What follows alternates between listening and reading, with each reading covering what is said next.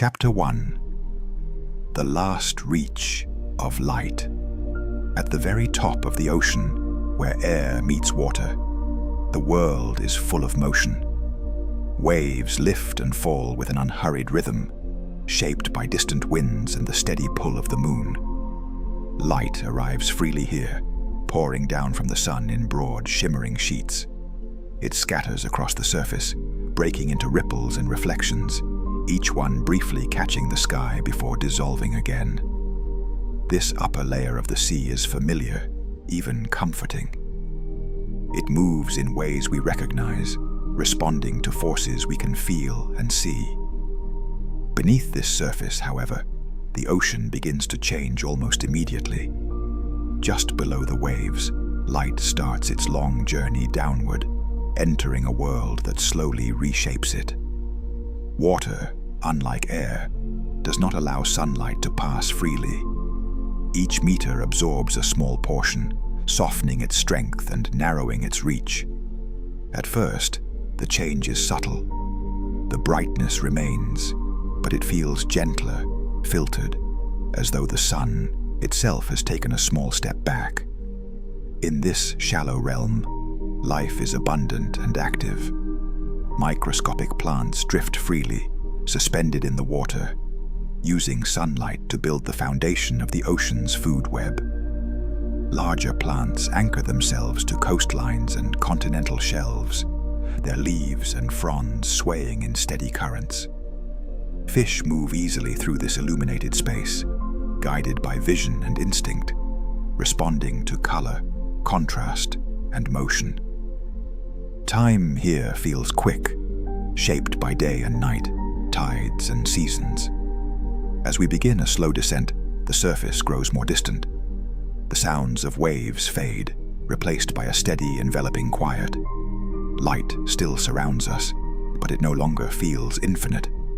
Water absorbs it selectively, taking certain colors first. Reds disappear almost immediately, slipping away within the first few meters.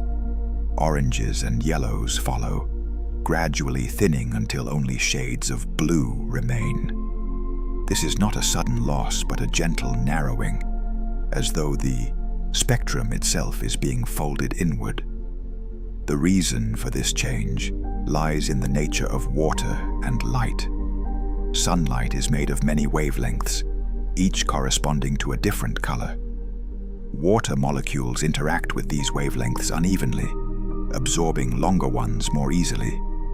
Blue light, with its shorter wavelength, travels farther before being absorbed. As a result, the deeper we go, the more the world takes on a blue tone, calm and uniform, smoothing away sharp contrasts. This gradual filtering shapes everything that lives here. Animals that rely on color near the surface begin to shift toward simpler palettes. Patterns become less about bright display and more about subtle shading. Transparency becomes common, allowing bodies to blend into the surrounding water. Movement slows slightly, responding to the thinning energy available from above. The surface is still close enough to influence this space. Storms can stir the water, sending pulses of motion downward. Seasonal changes affect temperature and nutrient flow. Yet even now, a boundary is forming, not marked by a line or edge, but by a steady decrease in light and warmth. This is the beginning of a transition, one that continues for hundreds of meters. As we move deeper, the water cools. Sunlight carries heat, and as its presence diminishes, so does the warmth it provides. The change is gradual, measured in small fractions of degrees, but it is persistent. The ocean becomes more stable here, less affected by daily temperature swings. Time stretches slightly, settling into slower patterns. This upper region of the ocean, known to scientists as the epipelagic zone, is the only place where sunlight is strong enough to support photosynthesis. It is the bright skin of the sea, thin when compared to the vast depths below. Yet it supports an immense amount of life, not only within itself, but far beyond its boundaries. Everything that depends on sunlight in the ocean begins here. Particles produced in this illuminated layer drift downward constantly. Tiny fragments of organic material sink slowly, carrying energy from the surface into deeper water. This steady rain is gentle and continuous, unnoticed by those above, but essential to those below. Even here, before light fades entirely, the ocean is already linking its layers together. As we continue downward, the sun's presence becomes more distant. Light no longer arrives directly. Instead, it scatters from above, diffused and softened by the water it has already passed through. Shadows blur.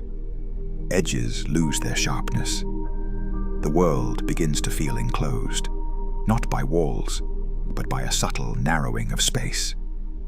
Fish here often have larger eyes, adapted to gather as much remaining light as possible. Their bodies are shaped for efficiency rather than speed, conserving energy in an environment where food is less predictable. Many travel vertically, rising toward the surface at night and descending during the day, following ancient rhythms tied to light levels rather than clocks. This daily movement, known as diel vertical migration, is one of the largest synchronized movements of life on the planet. Countless organisms participate, rising and falling together in response to the fading and returning of sunlight. Even as light weakens, it continues to guide behavior, shaping patterns that have persisted for millions of years. At this depth, the sun still defines time. Day and night are perceptible, though softened. The difference between them is no longer dramatic, but it remains meaningful. Life responds gently, adjusting its position and activity without urgency. As we descend further, we approach the boundary where sunlight begins to lose its power entirely. This region is often called the Twilight Zone, a name that reflects its character well. It is not fully lit nor fully dark. Instead, it exists in a prolonged in-between state, where light lingers but cannot dominate. Here, the ocean feels quieter. The brightness above is now a memory rather than a presence. Light arrives as a dim glow, insufficient for photosynthesis, but still enough to outline shapes and motion. Colors are muted almost completely, leaving a world defined by contrast rather than hue. The physics of light becomes increasingly important here. Photons scatter more than they travel straight. What little illumination remains comes from above, never from the sides or below. This creates a constant downward orientation, subtly reminding every organism where the surface lies, even when it cannot be seen clearly. Plants cannot survive here, but life continues nonetheless. Animals rely on food produced above, either by capturing it as it drifts downward or by traveling upward to feed. Energy moves slowly, carefully conserved and reused. Nothing is wasted because nothing is abundant. Pressure increases steadily as well. With every 10 meters of depth, the weight of water grows heavier. Near the surface, this pressure is barely noticeable, but it accumulates relentlessly. Bodies adapt by becoming more flexible, less rigid. Air-filled spaces disappear, replaced by tissues that can compress without harm. Despite these changes, this region is far from lifeless. It is filled with quiet movement, subtle interactions, and delicate balances. Many organisms here are thin, fragile-looking, their forms shaped by the need to survive with minimal energy and light. Some produce faint glows of their own, using bioluminescence to communicate or confuse, though its full importance becomes clearer, deeper down. As light continues to fade, the sun's influence becomes indirect. It no longer provides energy directly, but its legacy remains, carried downward through falling particles and migrating animals. The ocean remembers the surface, even as it leaves it behind. Eventually, the glow above weakens to the point where it no longer defines time. Day and night lose their meaning. The sun is still present in a physical sense, but its signals are too faint to register. This marks the lower boundary of the twilight zone, a soft threshold rather than a sharp line. Before crossing fully into darkness, there is a moment of suspension. Light is still technically present, but functionally absent. Vision becomes unreliable. The water feels heavier, quieter, more enclosed.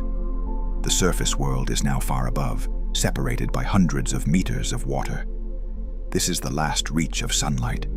Beyond this point, life will continue without it entirely.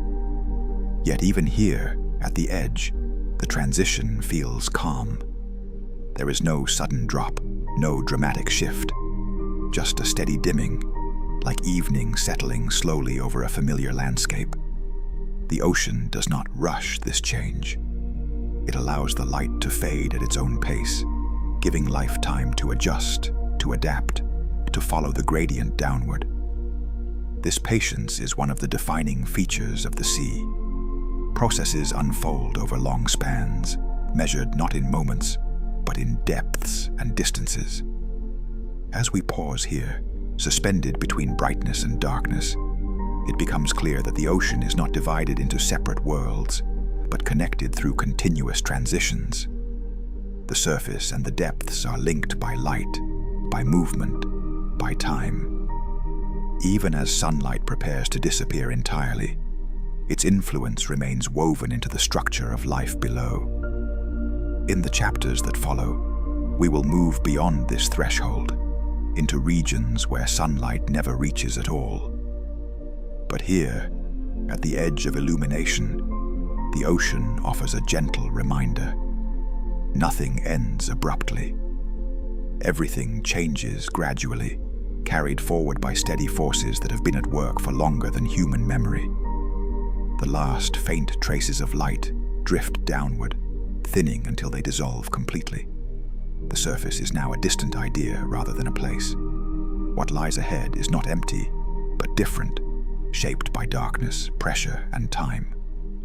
And so, slowly, without urgency, we continue our descent.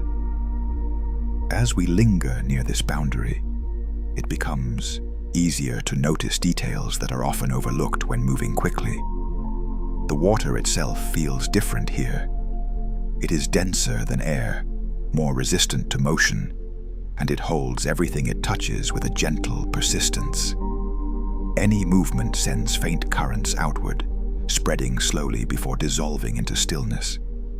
This resistance shapes life just as surely as light does, encouraging smooth forms and deliberate motion. Sound behaves differently as well. In water, vibrations travel farther and more efficiently than they do through air. Yet in this mid-depth realm, the ocean is remarkably quiet. There are no crashing waves, no wind-driven noise. What remains are distant, muffled sounds, carried from far above or far away, softened by layers of water. For most life here, silence is the norm, broken only by subtle internal cues rather than external signals. Light, even in its fading state, continues to influence orientation. Many organisms possess simple light-sensitive cells rather than complex eyes. These cells do not form images, but detect brightness and direction, allowing creatures to maintain a sense of up and down. This awareness is critical in an environment where drifting too far upward or downward can mean entering conditions that are less favorable. The ocean's vertical structure becomes increasingly apparent at this depth. Water masses differ slightly in temperature and salinity, forming layers that resist mixing. These layers act as gentle boundaries, slowing the movement of nutrients and organisms between them. Over time, they help maintain the stability of the ocean's interior, allowing conditions to remain relatively constant for long periods. This stability is one reason the ocean has been such a reliable home for life across geological time.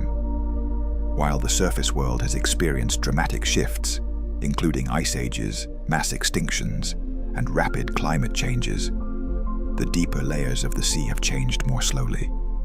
Here, the pace of life is tuned to gradual variation rather than sudden disruption. As we drift further downward, the remaining sunlight becomes increasingly uniform. Shadows lose their definition, and the idea of direction begins to soften. Without clear contrasts, vision becomes less useful as a primary sense. Other forms of perception take on greater importance, such as the detection of pressure changes, chemical cues, and faint vibrations in the water. Many animals in this region are sensitive to the slightest movement around them. Their bodies are equipped with lateral lines or similar structures that detect disturbances in the surrounding water.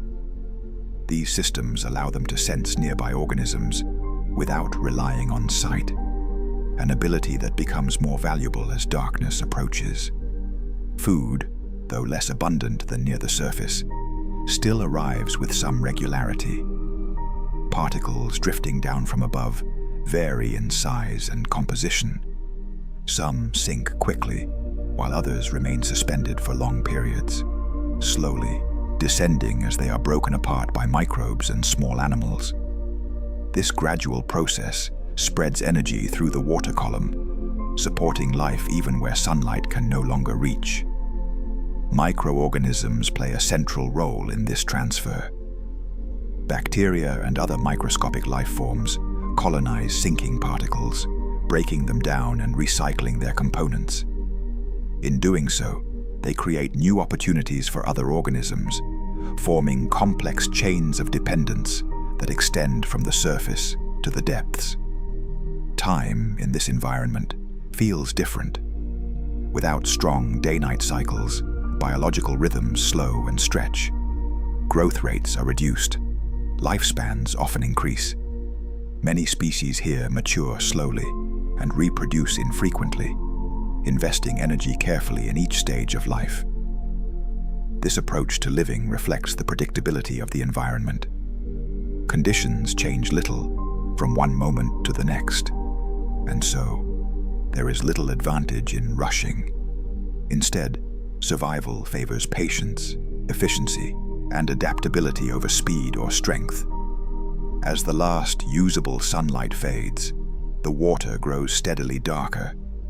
The glow above weakens until it becomes difficult to distinguish from the surrounding water. At this point, light is no longer a reliable guide. What remains is a diffuse brightness that offers little information, soon to vanish entirely. Yet even as vision loses its usefulness, the ocean does not feel empty.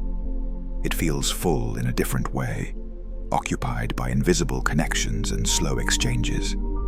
Chemical signals drift through the water, carrying information about food, danger, and proximity.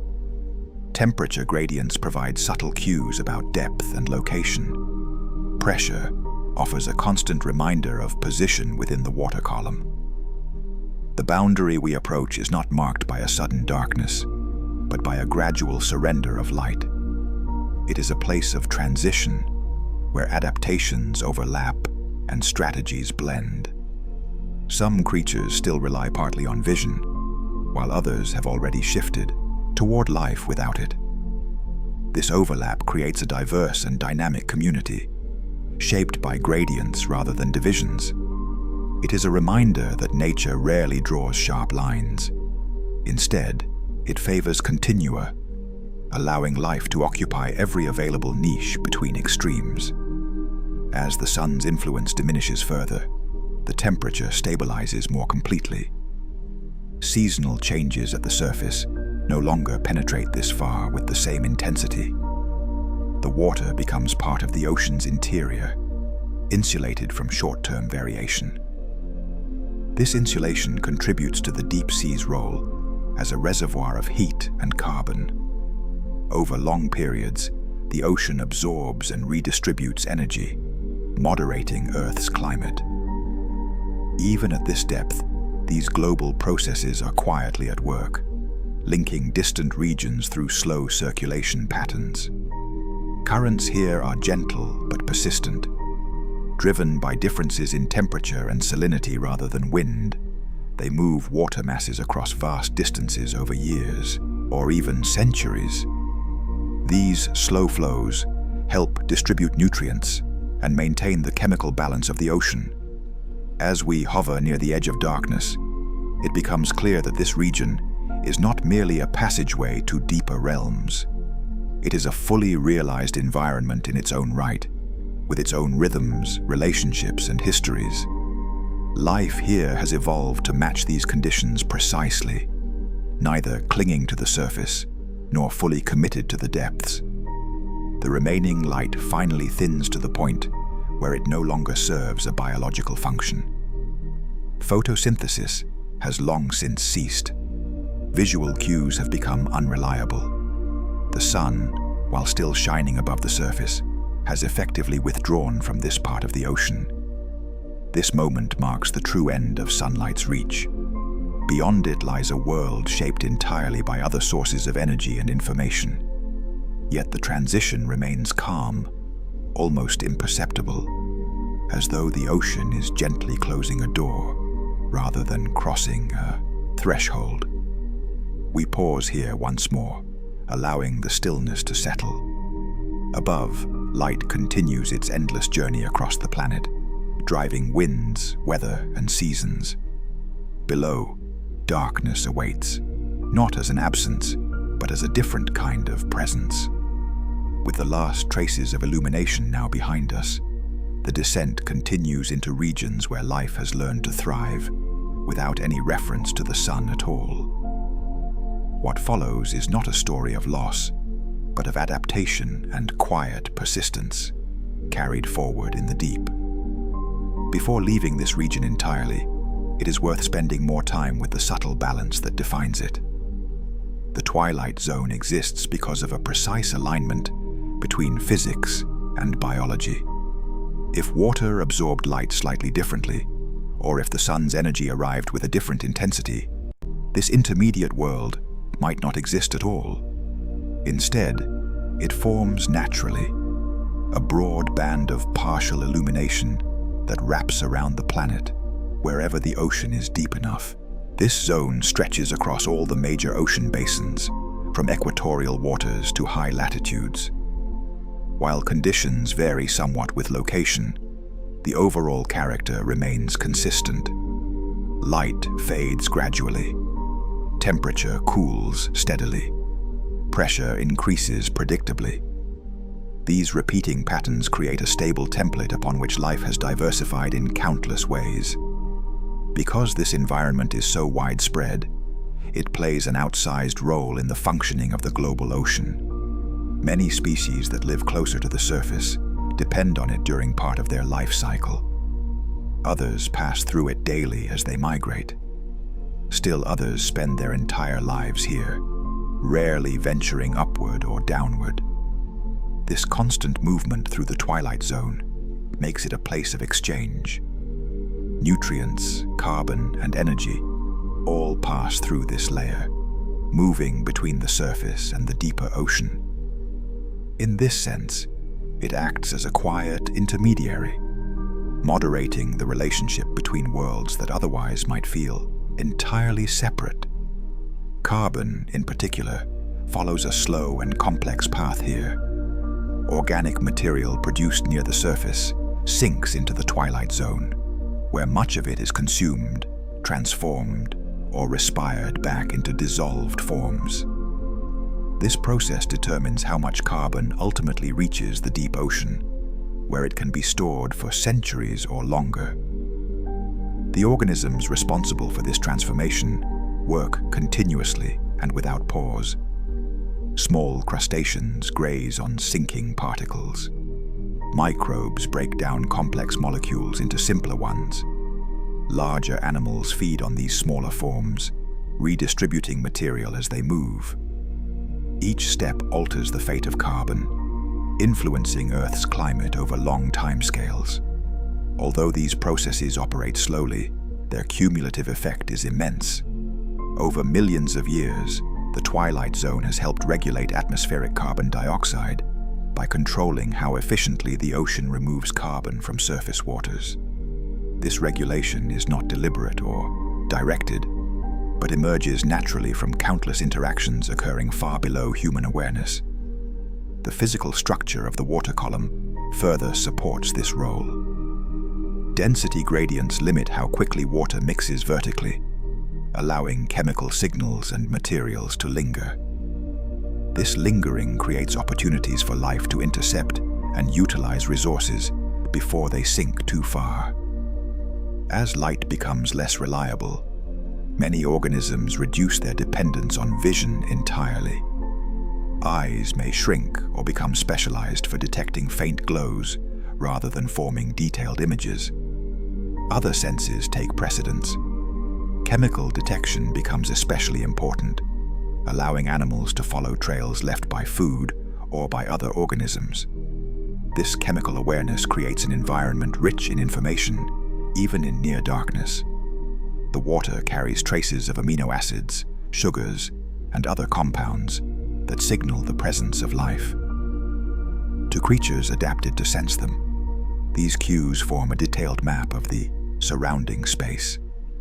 The pace of interaction here remains slow. Encounters are infrequent, movements are deliberate, energy is conserved at every opportunity. This economy of motion reduces the risk of injury and minimizes unnecessary expenditure in an environment where recovery can take a long time. Predation still occurs, but it is measured and precise. Many animals rely on ambush rather than pursuit. Others use faint flashes of light to startle or misdirect. These strategies reflect the constraints of the environment rather than any lack of complexity. The twilight zone also serves as a kind of refuge. For some species, it offers protection from surface predators during daylight hours. By retreating into dimmer water, they reduce their visibility while still remaining close enough to the surface to feed when conditions are safer. This daily rhythm reinforces the importance of gradual transitions. Rather than switching abruptly between habitats, organisms move along gradients, adjusting their position in response to changing light levels. These movements are smooth and predictable, synchronized across vast regions of the ocean. As we drift lower still, the last measurable influence of sunlight continues to weaken.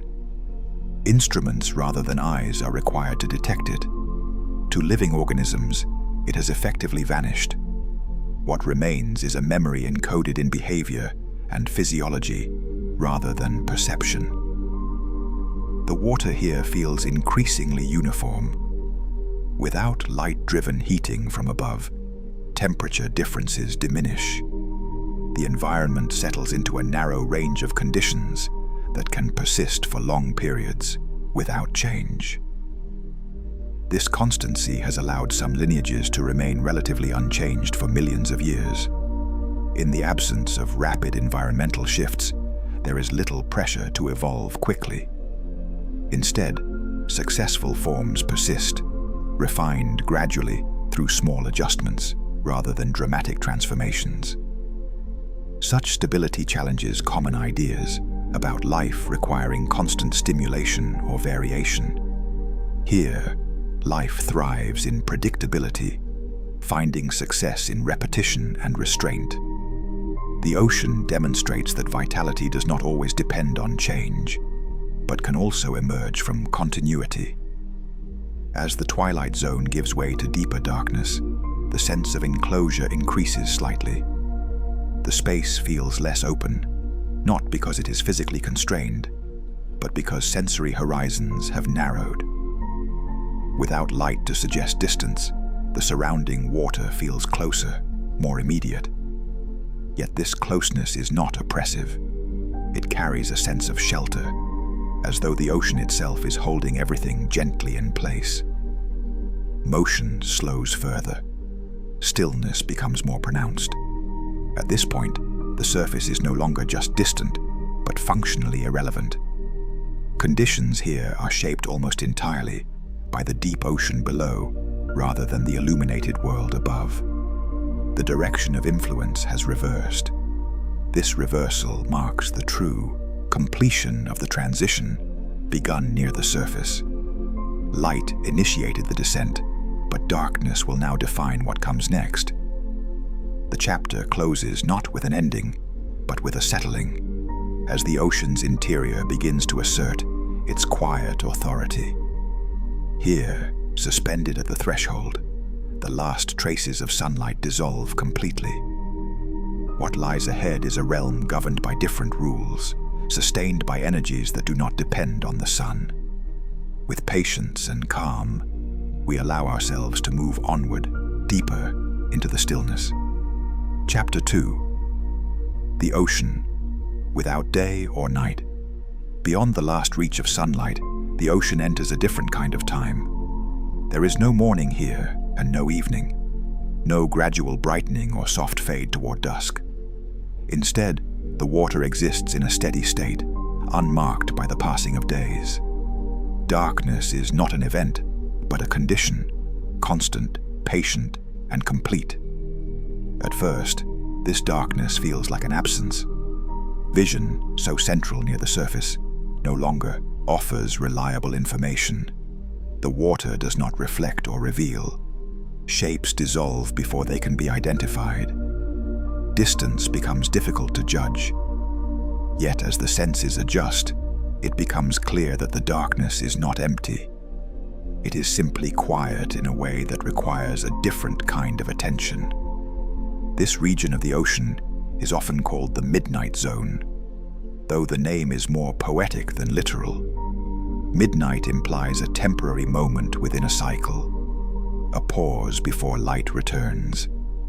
Here, there is no such promise. The sun's influence has faded entirely, and with it the rhythms that once divided time into days and nights. Without sunlight, temperature becomes remarkably stable. The water settles into a narrow range, typically just a few degrees above freezing. This cold is not harsh or biting, but steady and enveloping. It slows chemical reactions and biological processes, stretching time in subtle ways. Pressure continues to increase with depth, shaping every aspect of life. At these depths, the weight of the water above is immense, pressing inward from all directions. Yet for the organisms that live here, this pressure is not experienced as stress. Their bodies are adapted to it completely, lacking the rigid structures that would resist compression. Instead, they are flexible, yielding gently to the surrounding force. In this environment, energy is scarce. No plants grow here, and no new energy enters directly from above. Everything that sustains life must arrive indirectly, carried down from the surface, or produced through alternative processes. As a result, life in the Midnight Zone is shaped by conservation above all else. Movement is slow and deliberate. Many animals drift rather than swim, allowing currents to carry them with minimal effort.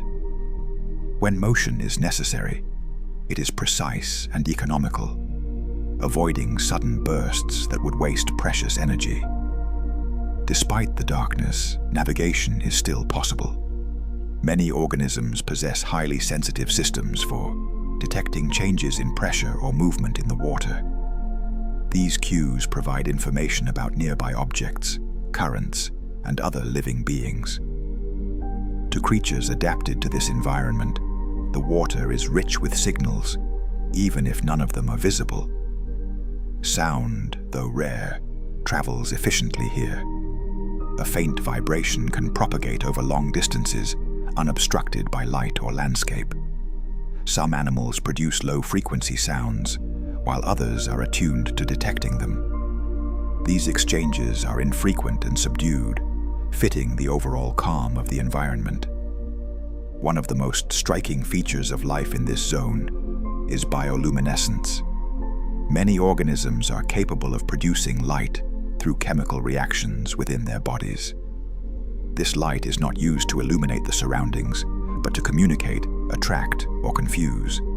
A brief glow can signal a mate, lure prey, or startle a predator long enough to escape.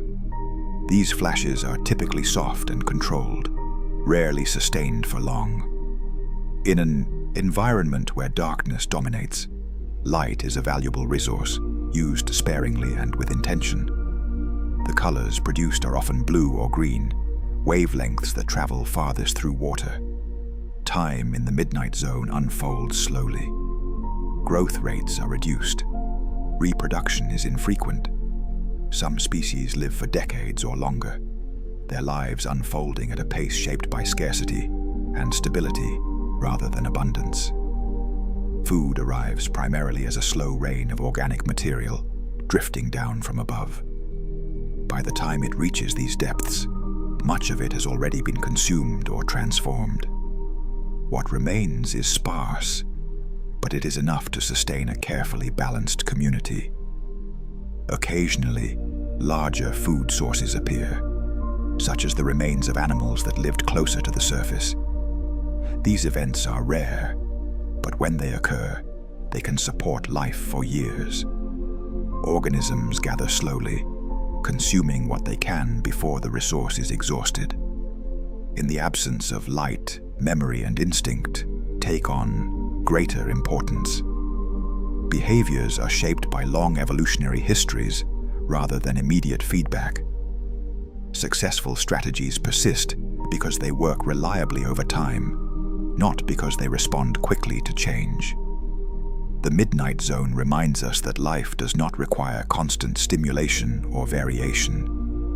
It can persist in stillness, adapting to conditions that remain largely unchanged for generations. Here, continuity is not a limitation, but a foundation. As we move deeper still, the darkness remains unchanged, but the influence of the ocean floor begins to grow. Subtle chemical gradients hint at processes occurring far below, where the Earth itself contributes energy to the system. These hints will become clearer as we continue our descent. For now, we remain within this lightless expanse, allowing its steady calm to settle. There is no urgency here, no expectation of change. Only the quiet presence of life, moving carefully through an environment without day or night. Within this lightless world, the sense of scale becomes quietly expansive. Without visual reference points, the ocean feels both intimate and vast at the same time. A creature may spend its entire life drifting through a region that stretches for hundreds of kilometers. Yet its daily experience is defined by only the faintest cues carried by the water around it. The water column here acts as a vast three-dimensional habitat. Unlike life on land, which is constrained by surfaces and edges, life in the midnight zone occupies depth itself. Up and down matter as much as any horizontal direction. Even small changes in depth can alter pressure and temperature enough to shape behavior. To manage this vertical world, many organisms possess finely tuned buoyancy control. By adjusting the density of their tissues or the composition of fluids within their bodies, they can rise or sink slowly without expending much energy. This ability allows them to hover at preferred depths, where food availability and pressure are balanced just right. For species that migrate vertically, this control is especially important. Each ascent or descent represents an investment of energy, carefully weighed against the potential reward. Over time, these movements have become precise and predictable, guided by internal rhythms that no longer depend on sunlight. The absence of visual landmarks also shapes memory and navigation. Rather than remembering places, many animals respond to gradients, changes in temperature, chemistry, or pressure that form invisible landscapes within the water. These gradients provide orientation, helping organisms remain within suitable zones. Chemical cues are particularly informative. Traces of nutrients, waste products, and biological signals diffuse slowly, forming patterns that can persist for long periods. To those adapted to detect them, these patterns reveal the presence of food sources, other animals, or shifting currents. This chemical awareness fosters a quiet attentiveness. Movements are cautious, responsive to subtle changes rather than sudden stimuli. In this way, the midnight zone encourages a style of living that is both sensitive and restrained. Energy conservation remains the dominant theme. Many animals here have reduced muscle mass and low metabolic rates, allowing them to survive on minimal intake. Some can endure long periods without food, relying on stored reserves accumulated slowly over time. When food does arrive, it is often consumed completely. There is little excess, little waste. Even bones and hard tissues may be colonized by specialized organisms that extract remaining nutrients. This thorough use reflects the environment's demand for efficiency. Occasionally, the arrival of a large food fall, such as the remains of a whale or other sizable animal, introduces a temporary abundance. These rare events transform the surrounding area for years, supporting diverse communities that assemble gradually. The response to such abundance is not frantic. Organisms arrive slowly, drawn by chemical signals carried through the water. Feeding occurs over extended periods, with different species specializing in different stages of consumption. When the resource is finally exhausted, the community disperses just as calmly as it formed. These episodic events highlight the patience of deep-sea life. Nothing is hurried. Everything unfolds according to availability rather than urgency. Bioluminescence plays a subtle role during these gatherings as well. Brief flashes may signal territory, deter competitors, or coordinate feeding without attracting unwanted attention. The light remains restrained, never overwhelming the darkness. The chemical reactions that produce bioluminescence are finely regulated. Enzymes control the timing and intensity of light, ensuring that energy is not wasted. Over evolutionary time, these systems have become remarkably efficient. The colors emitted are shaped by the properties of water. Blue and green light travel farthest, making them the most effective for communication. Other colors exist but are quickly absorbed, limiting their usefulness. The overall impression of the midnight zone is one of quiet persistence. Life does not seek to dominate or transform its environment. Instead, it fits carefully within it, shaped by constraints that encourage balance and moderation. As depth increases further, the influence of the seafloor becomes more pronounced. Chemical compounds released from sediments and geological features begin to register more clearly, even before they can be directly encountered. These signals foreshadow a shift in how energy enters the system. While the midnight zone remains dependent on material from above, it also begins to feel the presence of forces rising from below. This meeting of influences from surface and interior creates a layered complexity that defines much of the deep ocean. Each layer carries its own history and character, yet remains connected to those around it. As we continue our descent through this chapter, the darkness remains constant, but the source of life's support slowly changes. The ocean, without day or night, prepares us for environments where the sun's role has been replaced entirely by the earth itself.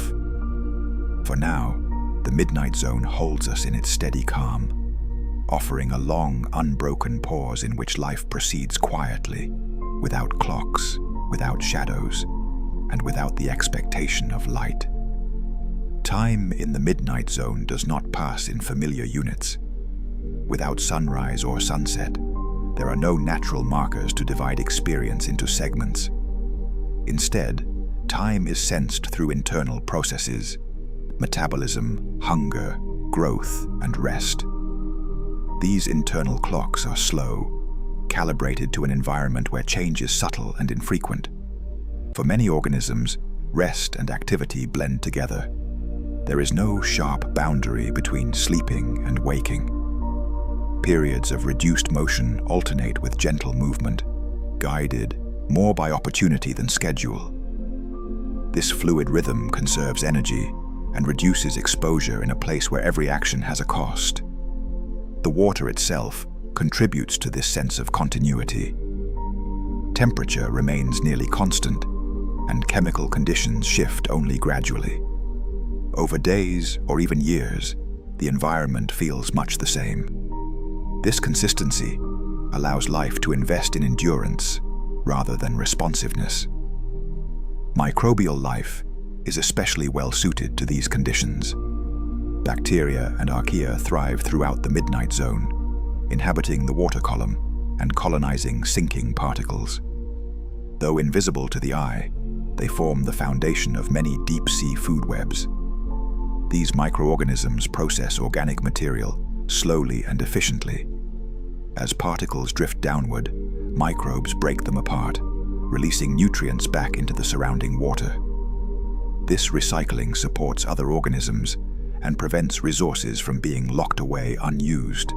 Some microbes are free-living, drifting with currents. Others attach themselves to surfaces, forming thin films on particles or living tissues. In both cases, their activity shapes the chemistry of the ocean, influencing everything from nutrient availability to carbon storage. The cumulative effect of this microbial work is profound. Over long periods, it helps regulate the composition of the ocean and, by extension, the atmosphere. Even in darkness, these small lives contribute to planetary balance. Larger organisms depend on these processes indirectly. By feeding on microbe-rich particles or on animals that have done so, they tap into energy that has passed through many hands, each step extracting what is needed and passing the rest along. This layered use of resources reinforces the idea that the midnight zone is not isolated. It is deeply integrated into the broader Earth system, connected upward through sinking material and downward through circulation. Circulation patterns in the deep ocean move slowly but steadily. Water that enters the midnight zone may remain there for decades or longer before rising again elsewhere. During this time, it carries dissolved gases and nutrients across great distances. These movements are driven not by wind, but by differences in density created by temperature and salinity. In polar regions, cold, salty water sinks and begins a long journey through the deep ocean. Eventually, it may rise thousands of kilometers away. As this water travels, it interacts with organisms throughout the depths, exchanging gases and chemicals. This interaction helps maintain the ocean's capacity to absorb heat and carbon, buffering the planet against rapid change. The midnight zone plays a key role in this buffering process. By hosting much of the transformation and respiration of sinking material, it determines how much carbon remains in the deep ocean versus how much returns to the surface. From a human perspective, these processes unfold far out of sight and far beyond immediate timescales, yet they influence climate patterns that shape life on land. The quiet work of the midnight zone resonates across the planet. Life here reflects this long view. Evolution favors traits that support persistence rather than speed. Sensory systems are refined for detecting subtle cues. Reproductive strategies emphasize survival over quantity. Even communication is subdued. Signals are brief and purposeful, designed to convey essential information without drawing unnecessary attention. This restraint mirrors the broader character of the environment. As depth increases further, pressure continues to rise, but temperature changes little. The ocean becomes more uniform, more inwardly focused. The influence of surface-driven processes fades almost completely. Chemical hints from below grow stronger. Compounds associated with sediments and geological activity appear more frequently. These signals are faint but persistent, carried upward by slow-moving water. They mark the approach of a different kind of ecosystem, one that does not depend on falling material from above. Instead, it draws energy directly from the Earth's interior. For now, the Midnight Zone remains a place of waiting. It gathers what arrives from the surface, transforms it patiently, and passes it along. It holds life in a steady state, neither growing quickly nor disappearing. As we remain here, suspended in darkness, the absence of light feels complete. There is no anticipation of dawn, no memory of sunset, only continuity. This continuity prepares us for what lies ahead. Deeper still, life will be shaped by heat, chemistry, and the slow release of energy from within the planet itself. The transition will be gradual, just as it has been all along. With calm and unhurried motion, we continue our descent through the ocean without day or night, carrying this sense of patience forward into the depths below. In this extended stillness, the idea of survival takes on a quieter meaning. There is no struggle in the conventional sense, no constant contest for dominance. Instead, survival here is defined by fitting precisely within limits. Every organism occupies a narrow window of tolerance, shaped by pressure, temperature, and chemistry. Within that window, life proceeds calmly. This precision encourages specialization. Many animals of the Midnight Zone are adapted to very specific conditions, thriving only within certain depth ranges. Their bodies and behaviors are finely tuned, leaving little room for error, but offering remarkable efficiency when conditions remain stable. Because of this specialization, encounters between different species are often infrequent and measured. Interactions tend to be brief, purposeful, and restrained. Energy is not spent on prolonged conflict or display. The water column itself provides gentle guidance. Slight gradients in temperature or salinity form invisible layers that influence where organisms settle. These layers shift slowly over time, allowing life to adjust without abrupt disruption. The scarcity of light has also reshaped how information is shared.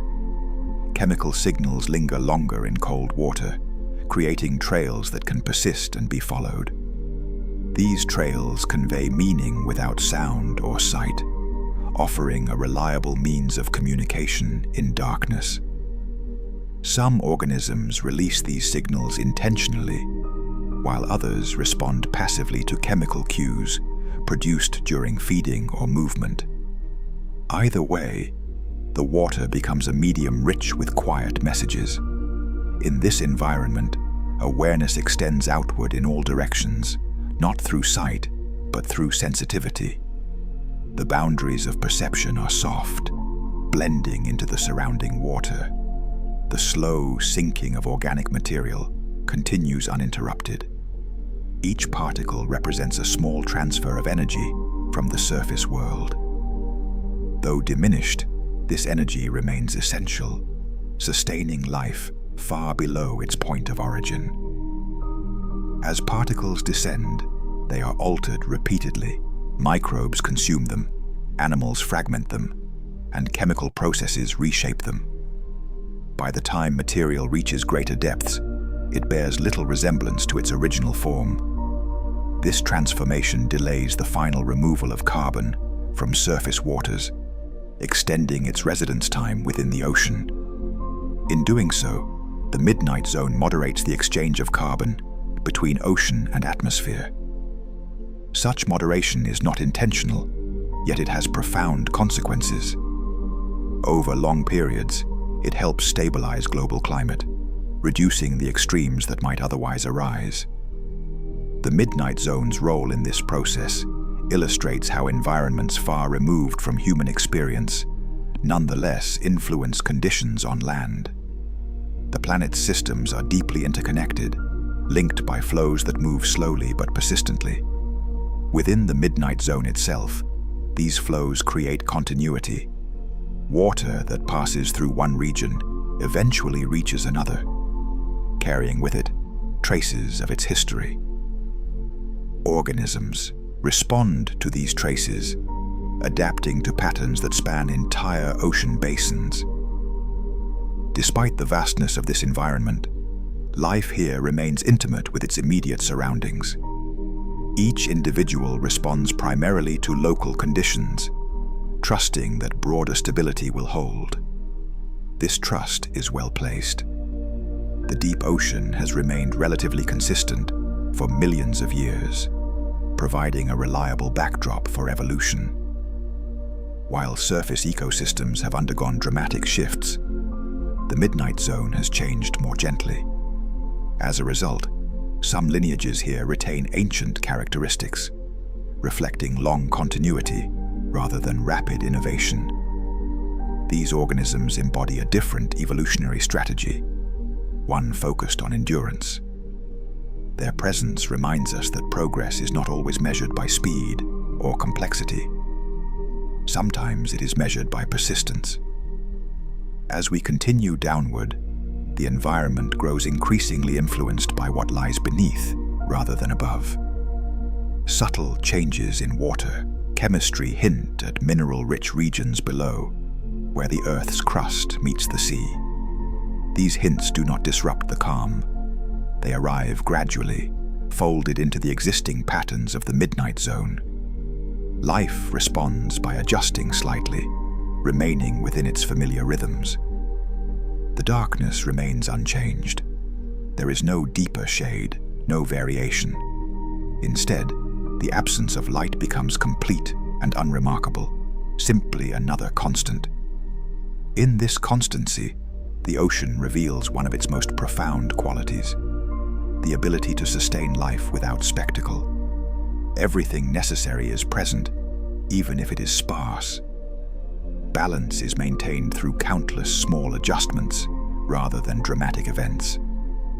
As this chapter continues, we will draw closer to places where the Earth itself provides energy, altering the rules that govern life. But for now, the midnight zone holds us within its steady, timeless flow. With patience and quiet attention, we allow this darkness to deepen, carrying us onward into the next layer of the ocean's interior. As the midnight zone stretches on, the absence of light becomes so complete that it fades from notice. Darkness is no longer something to be perceived or remarked upon. It is simply the medium through which everything exists, as ordinary and unquestioned as air is at the surface. In this state, the ocean feels settled, as though it has reached a resting point. Movement continues, but it is unhurried. Currents slide past one another with little turbulence. Particles drift downward in slow, graceful paths, tracing invisible lines through the water. For the organisms living here, this constancy provides reassurance. Conditions tomorrow will be much like conditions today. The same gentle pressures will hold, the same cold will surround, the same chemical gradients will persist. Life can plan in its own way, for continuity rather than change. This expectation of continuity shapes behavior deeply. Many animals exhibit minimal exploratory movement, remaining within familiar depth ranges throughout their lives. Others wander gradually, following currents rather than resisting them, allowing the ocean itself to determine their path. Such drifting is not aimless. It is guided by sensitivity to subtle cues that indicate when conditions remain favorable and when small adjustments are needed. In this way, Even passive motion becomes a form of navigation. The idea of territory is softened here. Without fixed landmarks, space is shared rather than claimed. Overlapping ranges are common, with interactions regulated by timing and chemical signaling, rather than physical boundaries. This shared space reduces conflict and allows diverse organisms to coexist with minimal disruption. Competition exists, but it is muted, expressed through efficiency rather than aggression. Energy remains the central currency. Every adaptation reflects the need to make the most of limited input. Body structures are simplified, behaviors are streamlined. Nothing extraneous is maintained. Some species are so well adapted to this environment that they would struggle near the surface, where light, temperature variation, and higher energy demands would overwhelm them. Their success is inseparable from the stillness of the deep. As depth increases, pressure becomes immense by surface standards, yet it remains uniform and predictable. This predictability allows life to accommodate it fully, eliminating the need for protective structures that would require additional energy. Chemical stability also contributes to this sense of equilibrium. Oxygen levels, while lower than at the surface, remain sufficient to support respiration. Nutrients circulate slowly but reliably, ensuring that basic needs can be met. Microbial communities continue their steady work throughout this layer. They metabolize organic compounds, regulate chemical balances, and form the unseen foundation upon which larger life depends. Their presence ensures that the system remains functional even in prolonged darkness. The scale of these processes is difficult to grasp from a human perspective. Individual actions are small and slow, yet their combined effect shapes the chemistry of entire ocean basins. Over centuries, this quiet activity accumulates into planetary influence. The midnight zone, in this sense, is both local and global. Each organism experiences only its immediate surroundings, yet together they contribute to systems that span the globe. As we descend further within this chapter, the influence of the surface becomes almost entirely indirect. No seasonal signal reaches this far. Weather patterns above leave no imprint here. The ocean's interior operates largely on its own terms. This independence is not isolation. Connections remain, but they are mediated through slow flows and gradual exchanges rather than rapid transmission. The darkness deepens, not by becoming darker, but by becoming more familiar. It loses its novelty and becomes the background against which all other sensations stand out. In this familiarity, the ocean reveals a form of quiet generosity. It provides enough energy, enough stability, enough time for life to continue without urgency. As the midnight zone approaches its lower reaches, subtle changes begin to signal what lies ahead. Chemical compounds associated with the seafloor appear more frequently. Temperature gradients hint at heat sources below. These signals remain faint, woven gently into the existing environment. They do not disrupt the calm.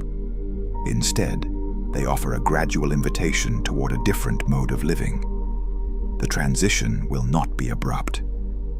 Just as light faded slowly above, sunlight's absence now gives way to the presence of Earth's internal energy. For now, we linger within this lightless realm, allowing its steadiness to settle fully. The ocean without day or night has shown how life can persist in constancy, guided by patience rather than change. With this understanding carried gently forward, we prepare to continue downward toward regions where heat and chemistry replace the sun as life's primary guides. In this steady darkness, the idea of distance becomes fluid. Without light to define edges, space is sensed rather than seen. Water carries information slowly, revealing what is nearby through minute changes in pressure, temperature, and chemistry. For organisms here, awareness extends outward in soft gradients rather than sharp boundaries. The cold of the midnight zone is constant, yet it is not lifeless.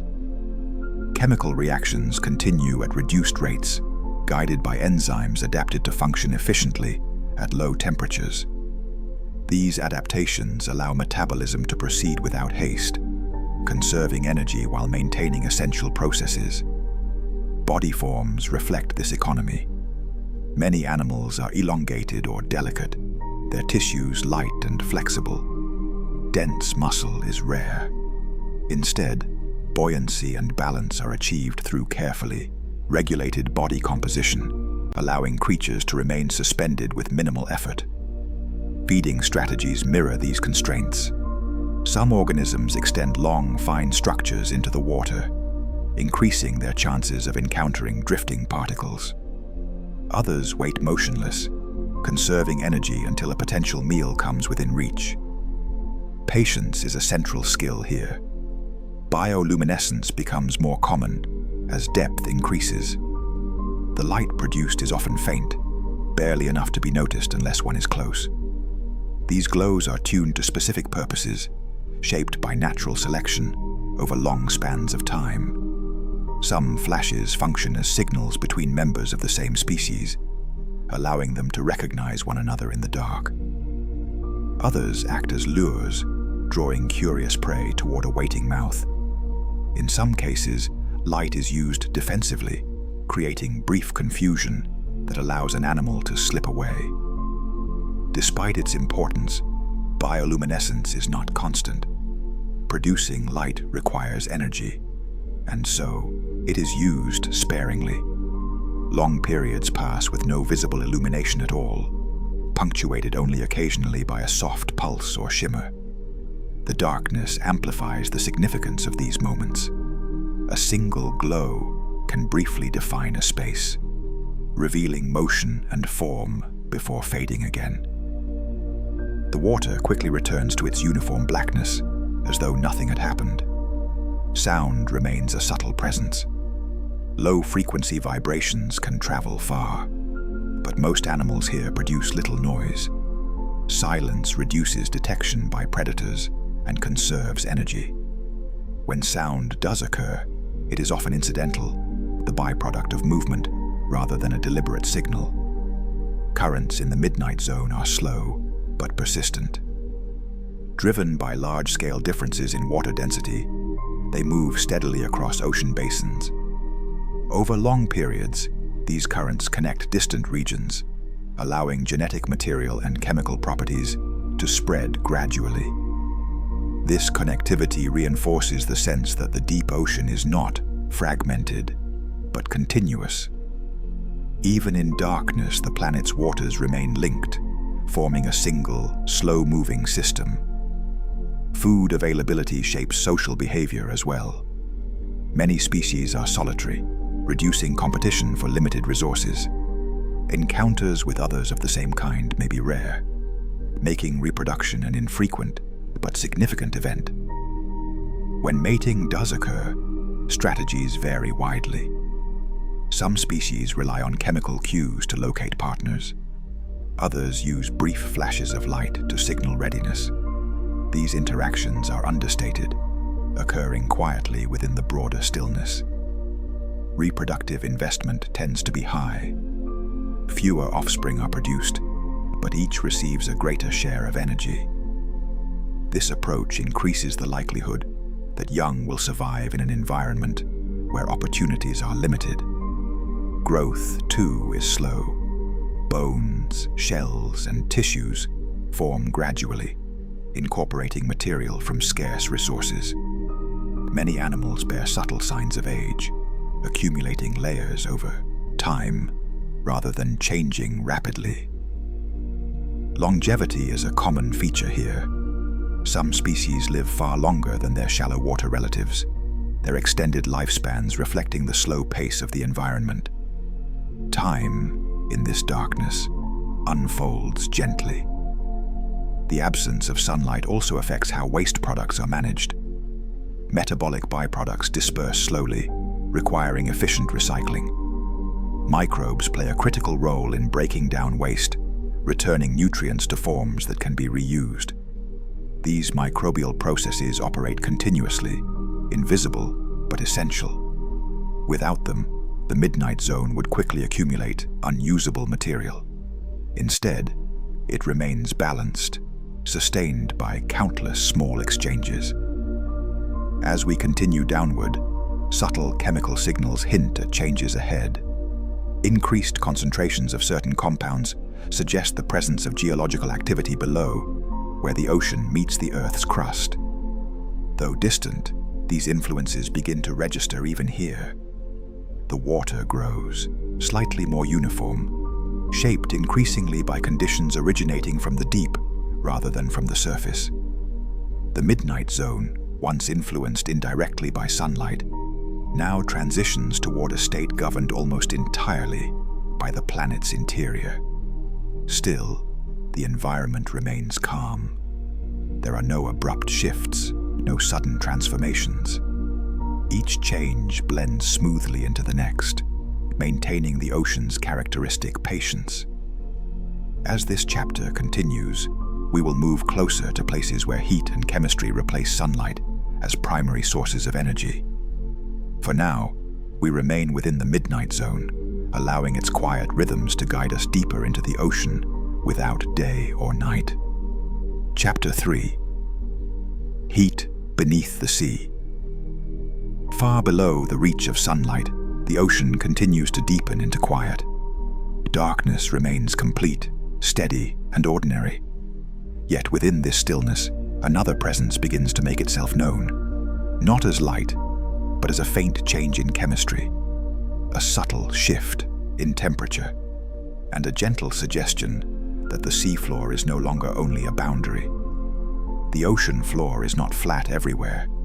It holds ridges, valleys, mountains, and trenches, shaped by the slow movement of Earth's tectonic plates. These plates, enormous slabs of lithosphere, drift at speeds that are almost imperceptible in a human lifetime. They move the way deep time moves, measured in centimeters per year. Yet their motion rearranges the planet across millions of years. Where plates pull apart, the seafloor opens along long cracks called mid-ocean ridges. Here, hot material from Earth's mantle rises slowly, creating new oceanic crust. Where plates collide, one may sink beneath another in a subduction zone, descending back into the mantle. And where plates slide past one another, they create long fault systems. These movements shape the seafloor's geography, but they also shape the chemistry of the deep ocean. Earth's interior carries heat, and along certain parts of the seafloor, that heat finds a path upward. It does not arrive as a broad warming of the ocean, but as localized sites where warm fluids emerge from the crust. These places are called hydrothermal vents. At first, the idea can feel surprising. We are used to thinking of the sun as the main source of energy for life. At the surface, sunlight drives photosynthesis, which supports plants, algae, and the countless food webs built upon them. In many ecosystems, energy begins with light. But deep in the ocean, energy can begin in another way. Hydrothermal vents form when seawater seeps down into cracks in the oceanic crust. As it penetrates deeper, it approaches hot rock heated by magma, or by the residual heat of newly formed crust. The water warms, sometimes reaching temperatures far above the boiling point at the surface. But at depth, pressure is so high that the water does not boil in the same way. Instead, it becomes a hot, reactive fluid. As this water moves through the rock, it dissolves minerals and reacts chemically with the crust. It can pick up metals and compounds such as iron, manganese, copper, and zinc, along with gases and chemicals that were trapped in the rocks or produced by reactions. The result is a mineral-rich hydrothermal fluid that eventually rises back toward the seafloor. When it emerges from a vent opening and meets the cold surrounding seawater, the hot fluid cools quickly. Minerals precipitate out of solution, forming tiny particles that create dark plumes. Some vents release these plumes in dramatic-looking columns, sometimes called black smokers, because the mineral particles resemble smoke. Other vents release fluids that are cooler and lighter in color, sometimes called white smokers, depending on the minerals they carry. The exact appearance depends on temperature, chemistry, and the structure of the seafloor around the vent. Despite these differences, hydrothermal vents share a common significance. They provide chemical energy. In the absence of sunlight, some microorganisms can use chemical reactions to build organic matter. This process is called chemosynthesis. Chemosynthesis is not the same as photosynthesis, but it plays a similar role in one crucial way. It creates the base of a food web. It turns inorganic molecules into organic material that other organisms can use. At hydrothermal vents, many chemosynthetic microbes use compounds such as hydrogen sulfide, methane, or hydrogen as energy sources. They combine these compounds with oxygen, nitrate, or other molecules to release energy. With that energy, they fix carbon dioxide into organic molecules, building cellular material. These microbes can live as free-floating organisms in the water, but they often grow in dense mats on rocks near vents, where chemical gradients are strongest. They inhabit the boundary between the hot, mineral-rich vent fluids and the cold, oxygen-rich seawater. This boundary is important. Chemosynthetic reactions depend on the meeting of substances that do not usually coexist. Hydrothermal fluids provide reduced chemicals such as hydrogen sulfide. Seawater provides oxidants such as oxygen. Where these streams mix, microbes find opportunities. The vent ecosystem is built upon gradients. Temperature can change dramatically over a short distance. A few centimeters can separate very hot fluid from near-freezing seawater. Chemical concentrations also shift sharply. Life survives by occupying the precise places where conditions remain tolerable. In this way, vent communities can be both fragile and resilient. Fragile because they depend on specific local conditions, and resilient because they are adapted to dynamic environments where vent flow can fluctuate. One of the most recognizable animals of hydrothermal vent ecosystems is the giant tube worm. These tube worms can grow in dense clusters near vent openings. They appear as pale tubes with bright plumes extending from the top. The plume is not a flower, but a structure used for gas exchange. It absorbs oxygen, carbon dioxide, and hydrogen sulfide from the surrounding water. The tube worm itself does not have a typical digestive system. Instead, it hosts chemosynthetic bacteria inside a specialized internal organ. These bacteria use the chemicals the tube worm provides to produce organic nutrients, which in turn nourish the tube worm. This relationship is an example of symbiosis, a close association between different organisms. Here, both partners benefit. The bacteria gain a stable environment and steady access to chemicals. The tube worm gains a source of food in an environment where conventional feeding would be difficult. Other animals also form close relationships with microbes. Certain clams and mussels host chemosynthetic bacteria in their tissues. Some shrimp and crabs graze directly on microbial mats. Other organisms feed on those grazers. In this way, a complex food web forms, rooted not in sunlight, but in Earth's chemistry. The presence of these ecosystems expands our understanding of where life can exist.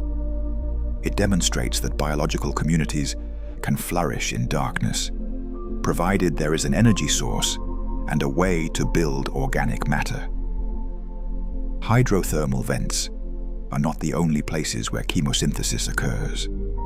Cold seeps, for example, are sites on the seafloor where methane or other hydrocarbons leak out of sediments. These environments can also support chemosynthetic communities, though they often differ in structure and pace from vent ecosystems. Vents, however, are uniquely linked to tectonics and heat. The heat that powers them comes from within the planet. It is part of the same internal energy that drives volcanism, mountain building, and plate motion. In the deep sea, this energy is not expressed as sunlight-like illumination, but as warmth and chemistry rising through rock. The ocean around vents remains cold and dark. The warmth is localized, creating small islands of altered conditions.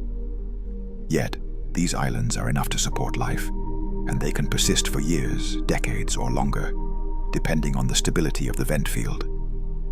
Over time, vent structures can grow as minerals accumulate. Chimneys form, built from successive layers of precipitated minerals. They can rise meters above the seafloor, creating complex surfaces for microbes and animals to inhabit. When vent activity shifts or stops, these structures remain. They cool and become part of the seafloor, sometimes colonized by different communities that do not rely directly on vent chemistry. This cycle, vent formation, active flow, and eventual cessation, adds a dynamic element to deep-sea life. Even in the darkness, the planet changes. Heat moves, chemistry shifts, life responds. From a distance, hydrothermal vents are small features in an immense ocean, yet their influence reaches beyond their immediate surroundings. They contribute minerals to the deep ocean. They affect local chemistry. They provide habitats that can serve as stepping stones for dispersal across the seafloor. The discovery of hydrothermal vents in the late 20th century changed how scientists thought about the deep ocean. Before vents were known, many assumed that the deep sea depended almost entirely on material sinking from the surface. Vents revealed an additional pathway, life supported by Earth's interior.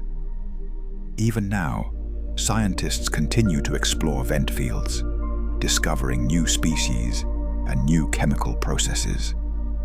Some aspects of vent biology and chemistry are still under investigation, and uncertainties remain about how widespread certain processes are and how they vary between locations. But the central insight is steady. Life can be powered by chemistry. As we move gently through this chapter, we will remain with this idea, not as a sudden revelation, but as a quiet expansion of perspective. The ocean does not only receive energy from above. In places, it receives energy from below. In the darkness, heat becomes a kind of guidance, not a dramatic warmth, but a subtle invitation toward regions where the Earth's crust and ocean water meet in constant exchange. Here, far from sunlight, life gathers in patient communities, built upon microbes, minerals, and the slow, enduring energy of the planet itself. To understand how these communities persist, it helps to linger on the chemistry that quietly unfolds around vent openings. The hot fluids rising from the crust are rich in reduced compounds, substances that readily give up electrons during chemical reactions. Hydrogen sulfide is among the most important of these compounds in many vent systems. To humans, it is associated with the smell of rotten eggs. To microbes, it is a source of energy. Chemosynthetic microorganisms harness this energy by pairing reduced compounds with oxidants present in seawater. Oxygen is often involved, but in some settings, nitrate or other molecules can serve a similar role. The reaction releases energy, which microbes capture and use to assemble organic molecules from carbon dioxide. This process unfolds continuously, molecule by molecule, without fanfare. It does not flash or flare. It does not brighten the darkness. Yet over time, It builds living tissue, cell by cell, forming the base upon which an entire community depends. Different vent systems support different chemical pathways. Some are dominated by sulfur-based reactions, while others rely more heavily on methane or hydrogen. The specific mix depends on the geology of the crust below, the temperature of the fluids, and the history of the vent field. These variations create diversity across the deep ocean. Vent communities separated by great distances may look similar at first glance, but their internal chemistry can differ substantially. Life adapts not to a single template, but to a range of chemical possibilities. Microbial mats often form where vent fluids mix with seawater. These mats can appear as pale films or textured layers coating rocks and chimneys. Within them, countless microorganisms live side by side, each occupying a slightly different niche, defined by temperature and chemical concentration. Some microbes thrive closer to the hottest fluid, tolerating conditions that would be lethal to most life. Others prefer cooler zones farther away. Together, they form a gradient of activity that mirrors the physical gradient around the vent. Animals that live near vents often position themselves carefully within this gradient. Too close, and the heat or chemicals become harmful. Too far, and the energy source weakens. Life here is a matter of balance, maintained through constant, subtle adjustment. The giant tube worm is a clear example of this balancing act. Its plume absorbs chemicals from the surrounding water, while its body anchors it in place near a vent. Inside, its symbiotic bacteria process these chemicals steadily, providing nourishment. Tube worms grow surprisingly quickly by deep-sea standards, reaching large sizes within a few years. This relatively rapid growth reflects the abundance of chemical energy available near active vents, compared to the scarcity typical of other deep-sea environments. Yet even here, growth is not unchecked. Tube worms depend entirely on vent activity. If the flow of chemicals changes or stops, they cannot survive indefinitely. Their success is tied closely to the geological processes below. Other vent animals adopt different strategies. Some shrimp cluster near vent openings, using specialized sensory organs to detect chemical cues and temperature. They graze on microbial mats or capture small particles drifting through the plume. Crabs, snails, and worms occupy other niches, each adapted to specific conditions. Some have reduced eyes, or none at all. Others retain light-sensitive organs, though they are not used for vision in the usual sense. Predation occurs within vent communities, but it is shaped by the same constraints found elsewhere in the deep ocean. Energy is valuable. Encounters are brief. Many animals rely on ambush or opportunistic feeding rather than pursuit. Despite the localized warmth, the surrounding ocean remains cold. Heat dissipates quickly into the water, limiting the spatial extent of vent influence. This sharp contrast reinforces the importance of precise positioning. The chemistry of vent fluids also influences the minerals deposited on the seafloor. As hot water cools, metals precipitate out, forming layered structures. Over time, these deposits can become substantial, altering local topography. These mineral formations do more than shape the landscape. They provide surfaces for colonization, shelter from currents, and microhabitats with distinct chemical conditions. Life makes use of every available surface. When vent activity wanes, the ecosystem changes. Chemosynthetic microbes decline, and animals dependent on them gradually disappear. Other organisms, adapted to colder, less chemically rich conditions, may move in. This succession is slow and orderly. There is no sudden collapse, only a gradual shift as energy sources change. The seafloor retains the imprint of what once was, even as life reorganizes. Beyond hydrothermal vents, similar principles apply at cold seeps, where hydrocarbons leak from sediments. These environments lack the intense heat of vents, but they provide steady chemical energy over long periods. Cold seeps often support long-lived communities, with organisms that grow and reproduce slowly. Their stability reflects the persistence of seepage, which can continue for centuries. Together, vents and seeps illustrate the breadth of chemosynthetic life in the deep ocean. They show that energy can enter ecosystems through multiple pathways, each shaped by geology and chemistry rather than sunlight. This realization has influenced how scientists think about life beyond Earth. If organisms can thrive in darkness using chemical energy here, similar processes might operate elsewhere in the solar system, in oceans beneath icy surfaces, or within rocky worlds. Such possibilities remain the subject of active research and cautious speculation. What is clear is that Earth itself provides a proof of concept. Life does not require light, only a reliable source of energy and a means to build complexity. As we continue through this chapter, the focus remains not on dramatic discovery, but on steady understanding. Hydrothermal vents remind us that the planet's interior is not isolated from its surface, but participates quietly in sustaining life. The ocean listens to the Earth, responding to heat and chemistry with patience. In doing so, it reveals another way that life endures, far from the reach of sunlight. Over longer spans of time, the relationship between vents and life reveals itself as a quiet partnership between geology and biology. Vents are not permanent features. They emerge, change, and eventually fade as tectonic conditions evolve. Some vent fields remain active for decades, while others persist for centuries. Across these lifespans, communities assemble, mature, and disperse in ways that mirror the slow rhythms of the planet itself. When a new vent opens, the first inhabitants are almost always microorganisms.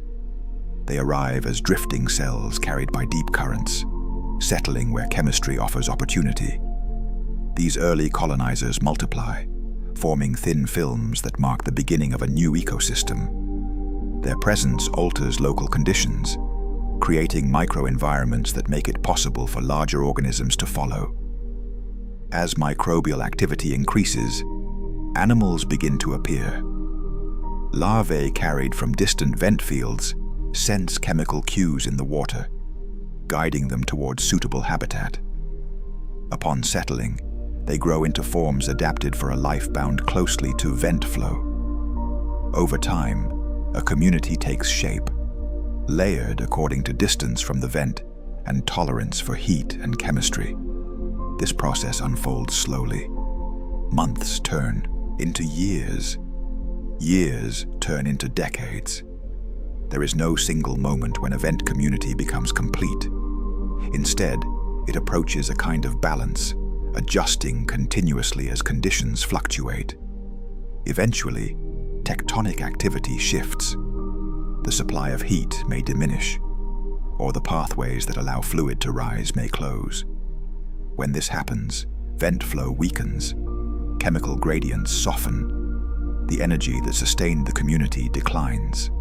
Life responds without haste. Microbial activity decreases.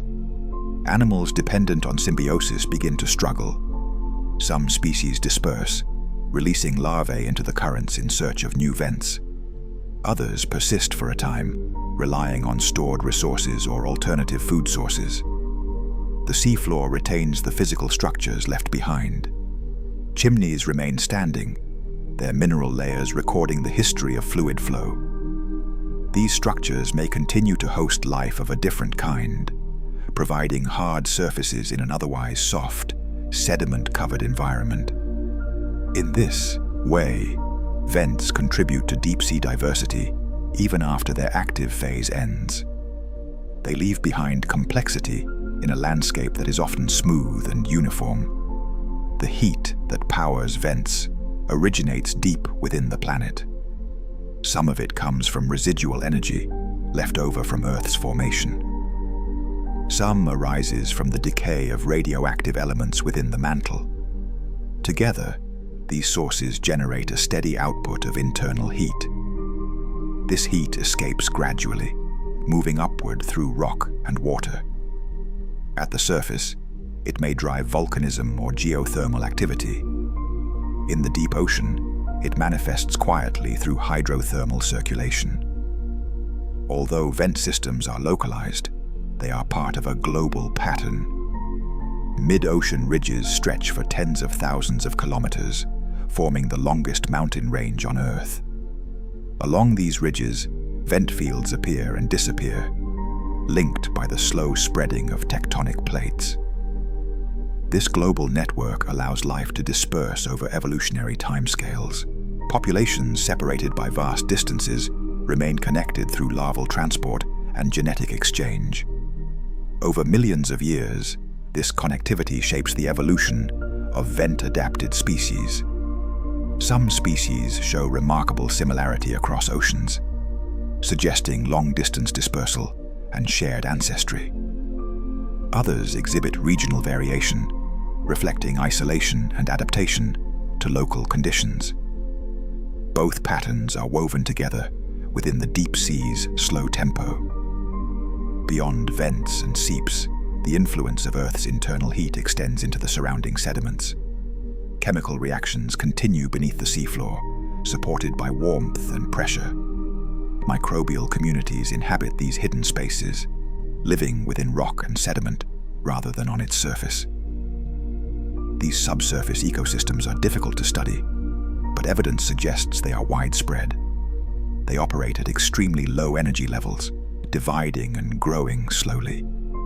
Their existence expands the known boundaries of life even further. In this broader view, the deep ocean becomes not just a place of darkness, but a zone of interaction between the planet's interior and its living surface. Heat, chemistry, and life move together through layers of rock and water. For the ocean above, vents contribute dissolved minerals that spread outward with deep currents. These materials influence seawater chemistry on regional scales, subtly shaping conditions far from the vent itself. Yet the impact remains gentle. There is no sudden enrichment, no dramatic plume that transforms the ocean at large.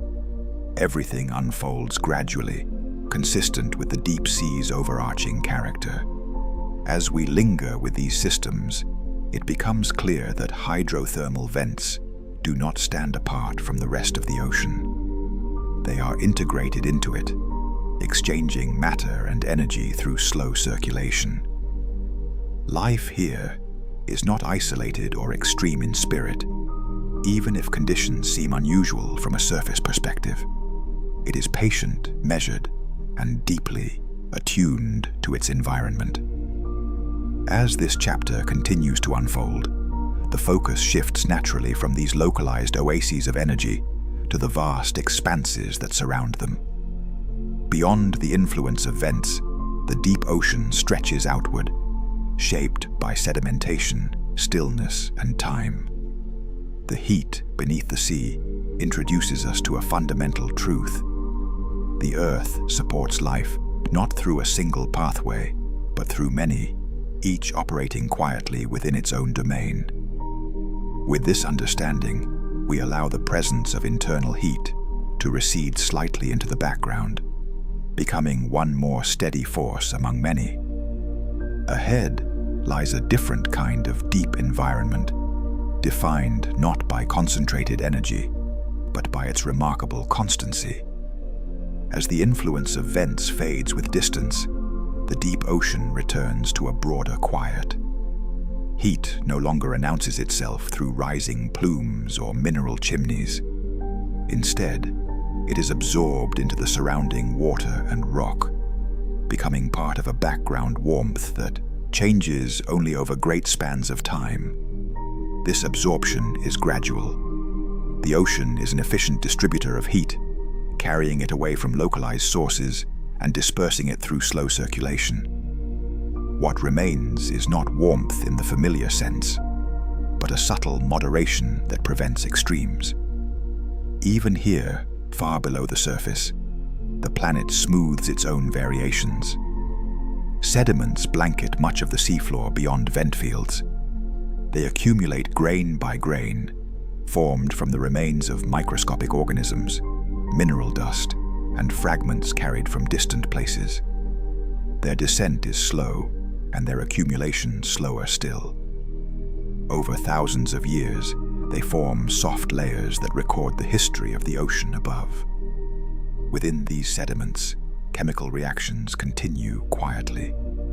Pore waters move between grains, carrying dissolved substances that sustain microbial life.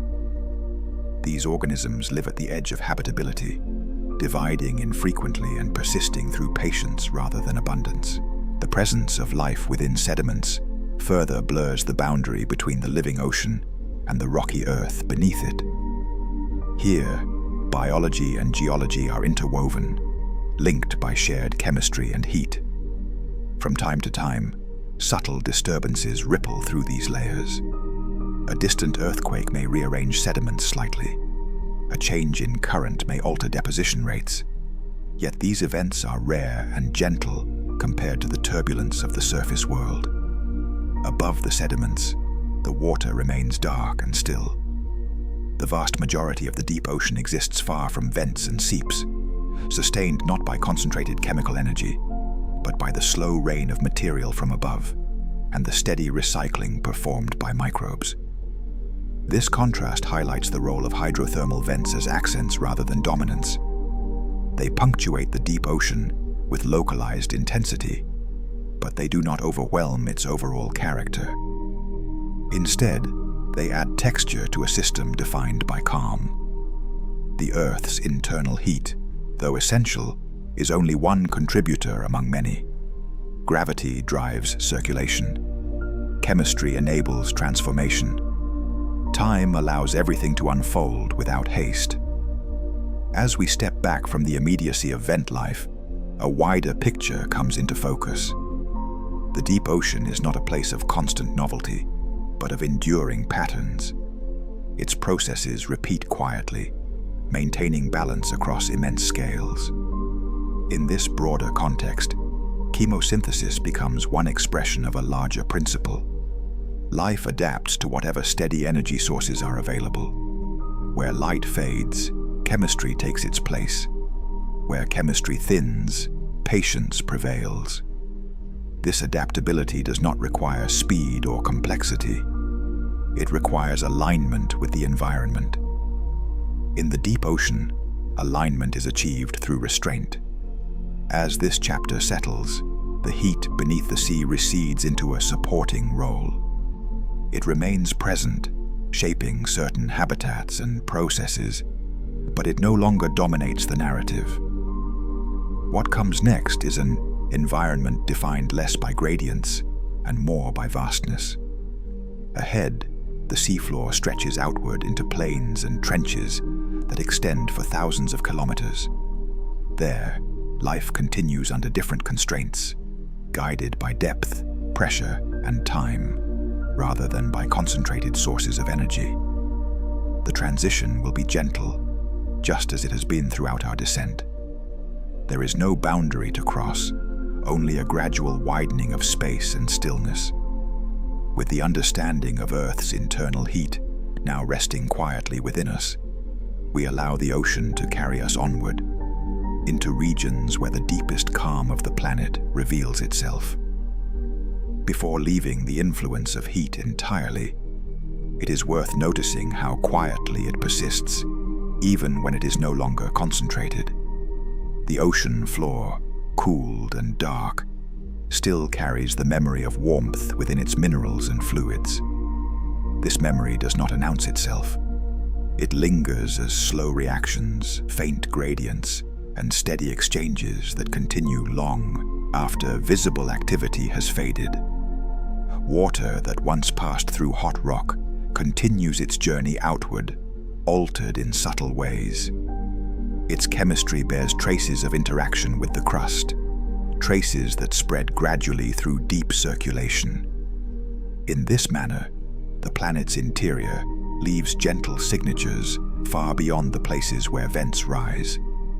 These signatures are not dramatic enough to command attention, yet they matter. They influence the availability of nutrients, the composition of sediments, and the conditions under which microbes persist. Over centuries and millennia, such influences accumulate, shaping the deep ocean's character. The deep sea teaches that influence does not require intensity. It can act through duration. Heat that is modest but persistent reshapes environments just as surely as sudden force. Life mirrors this principle. The organisms that thrive near vents are not defined by constant activity, but by their ability to remain aligned with slow change. When conditions shift, they respond by dispersing, adjusting, or yielding space to others. There is no urgency in this process, only continuity. This continuity extends beyond individual ecosystems. Vents, sediments, and the surrounding water form a single, integrated system. Energy flows from Earth's interior into the ocean, from microbes into animals, from local habitats into global circulation. Each step is quiet, yet together they sustain a living planet. As we prepare to move onward, the presence of heat beneath the sea settles into perspective. It is one of several steady supports that allow life to exist in darkness. It works alongside gravity, chemistry, and time, each contributing without competition. With this wider understanding, the deep ocean no longer feels divided into separate realms. Instead, it appears as a continuous interior, varied in detail but unified in its calm. The warmth of the Earth recedes fully now, not disappearing, but becoming part of the background, balance that holds the ocean steady. What lies ahead is defined less by sources of energy and more by space itself, by vast plains, deep trenches, and the slow accumulation of life where almost nothing seems to happen. Carrying the quiet presence of heat with us, we continue downward, allowing the ocean to widen and settle into its most expansive stillness. Chapter 4: The Stillest Living World. Beyond the warmth of vents and the subtle chemistry of rising fluids, the deep ocean opens into its widest, quietest expanse. Here, the seafloor stretches outward for thousands of kilometers in broad, nearly level plains. These abyssal plains form the largest habitat on Earth, though they remain among the least familiar. They exist far from sunlight, far from shores, and far from rapid change.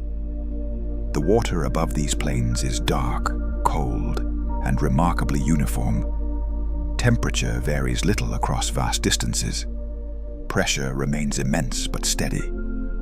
Currents move slowly, guided by differences in density rather than by wind or weather. In this environment, the sense of motion is subdued. Everything feels suspended within a long pause.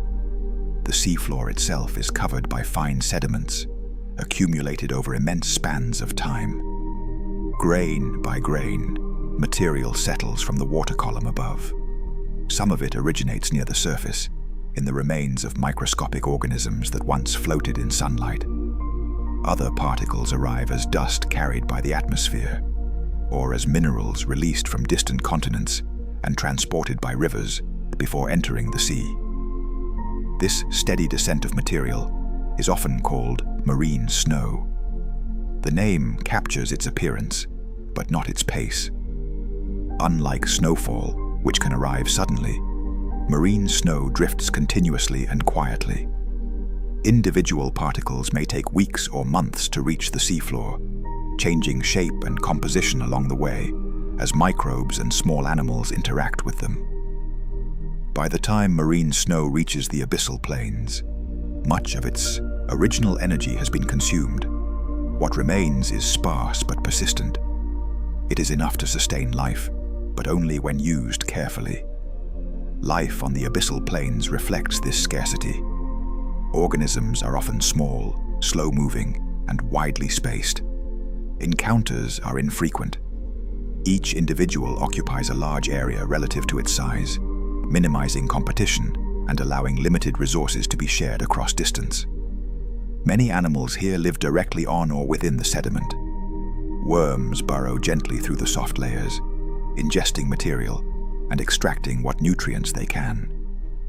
Sea cucumbers move slowly across the surface, gathering particles and leaving faint trails behind them. Starfish and brittle stars extend their arms into the sediment or water, sensing chemical cues and movement.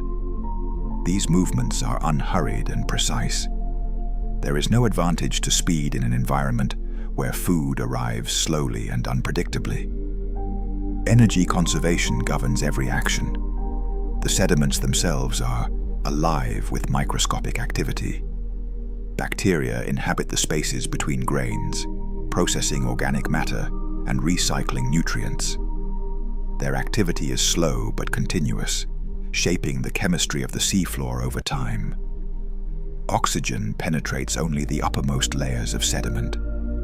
Below that, conditions become increasingly reduced, and different microbial processes take over. These layered chemical environments create a vertical structure within the seafloor, mirroring the layered nature of the ocean above. In this way, even the stillest parts of the deep ocean contain gradients and transitions. They are subtle, unfolding over centimeters rather than kilometers, but they are essential to sustaining life.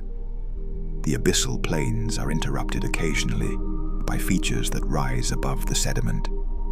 Isolated rocks, old vent chimneys, and the remains of large animals provide hard surfaces in an otherwise soft landscape. These structures become focal points for life, attracting organisms that require attachment or shelter. When a large animal from the surface sinks to the seafloor, it creates a rare event known as a food fall. These events are infrequent, but when they occur, they introduce a temporary abundance of energy into the deep. A single large food fall can support a community for years. Scavengers arrive first, consuming soft tissues. Later, specialized organisms move in to process bones and remaining material. Microbes play a central role throughout, breaking down complex compounds and making nutrients available to others. These communities assemble gradually and disperse just as slowly once the resource is exhausted. The seafloor retains subtle traces of their presence long after visible signs have faded. Beyond the abyssal plains, the ocean floor descends even further into deep trenches. These hadal environments reach depths greater than the height of the tallest mountains. Pressure here exceeds anything experienced elsewhere on the planet's surface. Despite these extreme conditions, life persists. Organisms in trenches are adapted to immense pressure, with flexible tissues and biochemical systems that function where others would fail. Their forms are often delicate, their movements slow, their energy use minimal. Food reaches trenches primarily through the same slow processes that supply the plains, though topography can cause material to accumulate in certain areas. Over long periods, trenches may receive slightly higher concentrations of organic matter than surrounding regions. Even so, life remains sparse and measured. There is no sudden increase in activity, only a subtle adjustment to slightly altered conditions. Time in these deepest regions feels especially expansive. Change is rare. Evolution proceeds slowly, guided by stability rather than disruption. Some species found in trenches may have persisted with little alteration for millions of years. The deep ocean as a whole acts as a stabilizing force for the planet. It absorbs heat, stores carbon, and moderates climate over long timescales. The stillness of the abyss is not inertness, but regulation. Processes here unfold on scales that exceed human perception. Sediments accumulate millimeter by millimeter. Chemical reactions proceed molecule by molecule. Life unfolds generation by generation, shaped by continuity rather than urgency. In this environment, nothing demands attention. There are no sudden events, no dramatic shifts. The ocean's interior sustains itself through balance and patience. As we linger with the abyssal plains and trenches, the journey that began at the surface feels distant. Light, warmth, and daily rhythms have long since faded. What remains is a world defined by depth, pressure, and time. Yet this world is not empty. It is quietly inhabited, gently active, and deeply connected to the rest of the planet. The stillest living world is alive not through motion or brightness, but through endurance. Here, far from sunlight, life continues, without spectacle, held steady by the slow, unwavering rhythms of the earth itself. In the abyssal plains, stillness is not the absence of process, but its quiet expression. Everything that happens here happens slowly enough to feel almost imperceptible. Currents move at a pace measured in centimeters per second. Chemical changes unfold over months or years. Biological responses stretch across lifetimes. This slowness allows patterns to persist. A burrow carved into sediment may remain intact for decades. Tracks left by a sea cucumber can linger until gradually softened by the settling of new particles. The seafloor records these traces, not as sharp impressions, but as gentle memories that fade over time. The water above participates in this calm. Without strong vertical mixing, properties such as temperature and salinity remain remarkably consistent. This consistency supports a predictable environment, one in which life can rely on endurance rather than flexibility. Animals living on the plains often exhibit simple behaviors repeated steadily. Feeding, resting, and moving blend into a continuous cycle without clear boundaries. There is little reason to hurry and little reward for risk. Many species reproduce infrequently, investing energy in fewer offspring with greater chances of survival. Development is slow. Juveniles may take years to reach maturity, growing gradually as resources allow. In some cases, growth rings or layered tissues reveal the passage of time within an individual's body. These layers form quietly, recording years of steady existence rather than dramatic change. The sediments beneath these organisms deepen gradually. Each layer represents a chapter of the ocean's history, capturing shifts in climate, circulation, and biological productivity above. Over millions of years, these layers become archives, preserving information long after surface conditions have changed.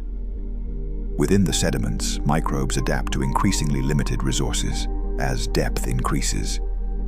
Their metabolisms slow further, approaching the lower limits of activity known to sustain life. Yet they persist, demonstrating that life can endure even when energy is scarce. These deep microbial communities are among the most stable on the planet. Their environment changes so slowly that evolutionary pressures are minimal. Persistence becomes the dominant strategy. Occasionally, disturbances reach the abyss. A distant earthquake may send subtle vibrations through the seafloor. A shift in deep circulation may alter sedimentation patterns. These events are rare and muted, absorbed gently by the system. When they occur, life responds without urgency. Organisms adjust position, resume feeding, and continue on. The overall structure remains intact. In trenches, the sense of stillness deepens further. The walls rise steeply, channeling currents and guiding the slow descent of material. Pressure increases beyond that of the plains, compressing water and tissue alike. Life here is adapted to these conditions with remarkable precision. Proteins function under immense pressure. Cell membranes remain flexible. Biochemical pathways are tuned to stability. Trench organisms often appear fragile, yet they are resilient in ways that are not immediately visible. Their strength lies in compatibility with pressure rather than resistance to it. The food supply in trenches can be slightly enhanced by topography, but it remains limited. Life persists by remaining efficient and patient. Across both plains and trenches, the deep ocean serves as a long-term reservoir for carbon. Organic material that reaches these depths may be stored for centuries or longer before returning to the surface through circulation. This storage moderates atmospheric carbon dioxide over long periods, influencing climate stability. The stillness of the deep ocean thus contributes quietly to conditions that support life elsewhere. Heat, too, is absorbed and redistributed. The deep ocean acts as a buffer, smoothing variations and delaying extremes. Its capacity to store and release energy gradually helps regulate the planet. In this way, the abyss is not isolated from the surface world. It is connected through slow exchanges that bind the planet together. As the chapter continues, the emphasis shifts from description to reflection. The abyssal plains and trenches do not impress through spectacle. They offer reassurance through continuity. They show that life does not require constant change to persist. It can thrive within narrow ranges, sustained by balance and time.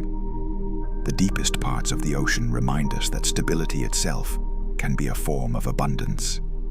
Here, far from sunlight and far from urgency, the planet rests within itself, carrying life forward quietly, moment by moment, over spans of time that stretch beyond memory. In the deepest parts of the ocean, time is not marked by events, but by accumulation. A single year may leave only the thinnest trace in the sediments, barely distinguishable from the layers above and below it. Decades pass with little visible change. Centuries accumulate quietly, pressing gently downward as new material settles. This accumulation creates a sense of continuity that is rare elsewhere on the planet. On land, landscapes are reshaped by erosion, storms, and seasonal cycles. In the abyss, change arrives slowly enough that stability becomes the dominant experience.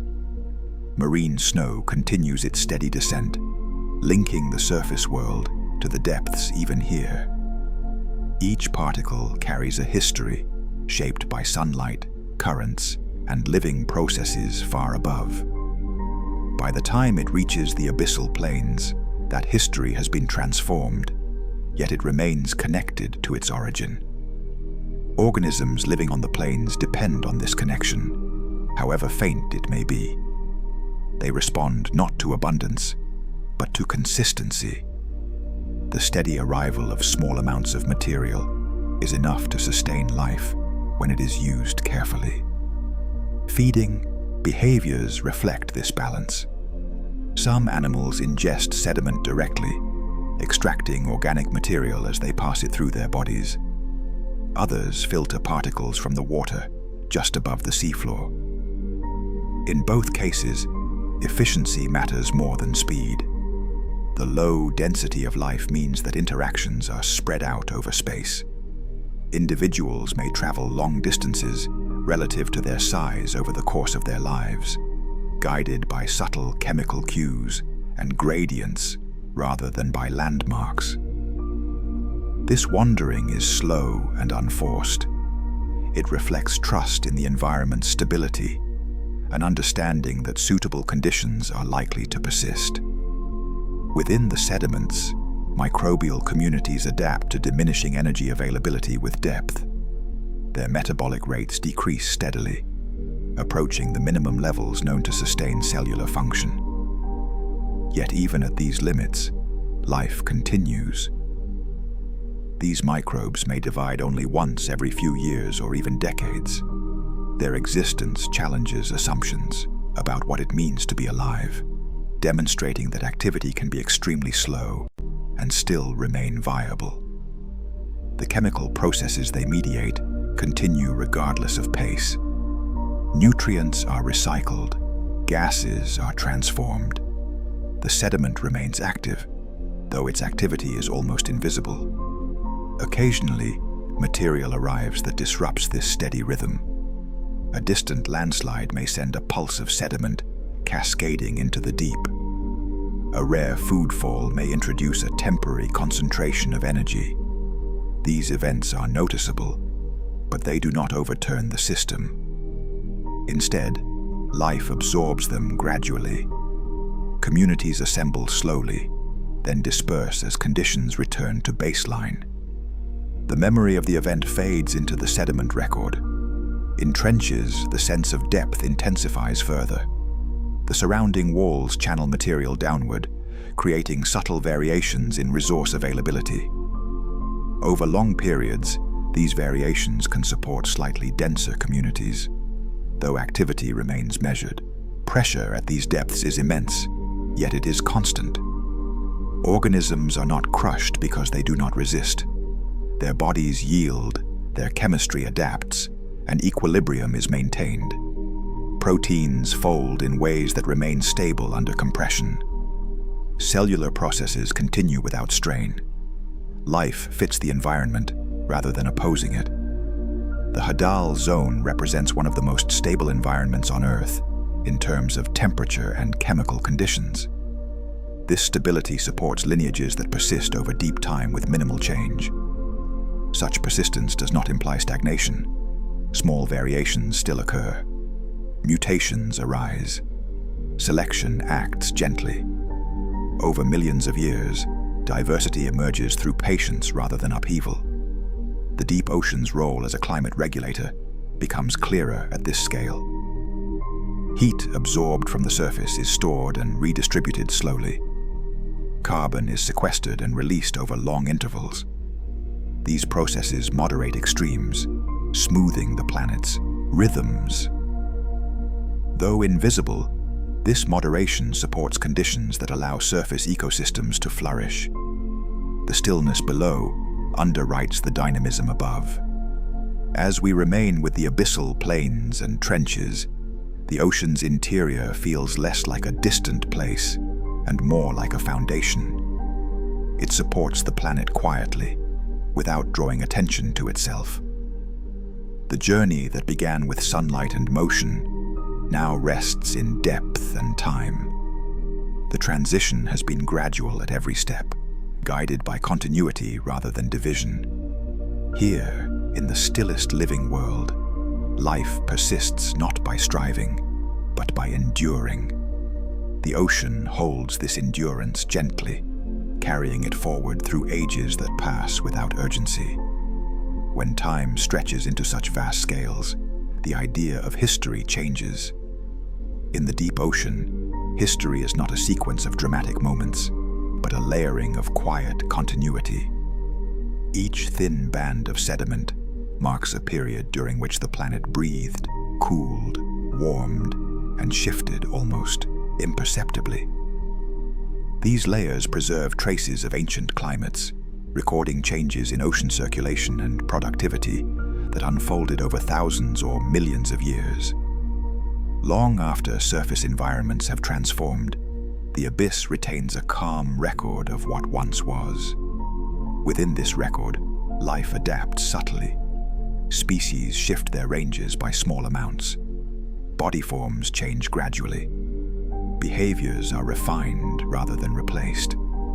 Evolution here favors persistence, rewarding those lineages that remain compatible with steady conditions.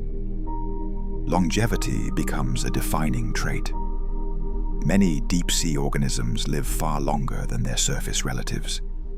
Their slow growth and low metabolic rates reduce wear, allowing individuals to persist for decades or even centuries. Such long lives alter how time is experienced biologically. Reproduction may occur only a few times over a lifetime. Each event is carefully timed and energetically significant. The absence of frequent disturbance allows these strategies to succeed. Where environments remain predictable, there is little advantage to rapid turnover. Stability itself becomes an ecological resource. Marine snow continues to arrive, linking eras together. What once floated near the surface during a distant climate regime now settles into sediments beneath a different sky. In this way, the abyss connects not only spaces, but times. Microbial communities respond to these long-term changes with remarkable resilience.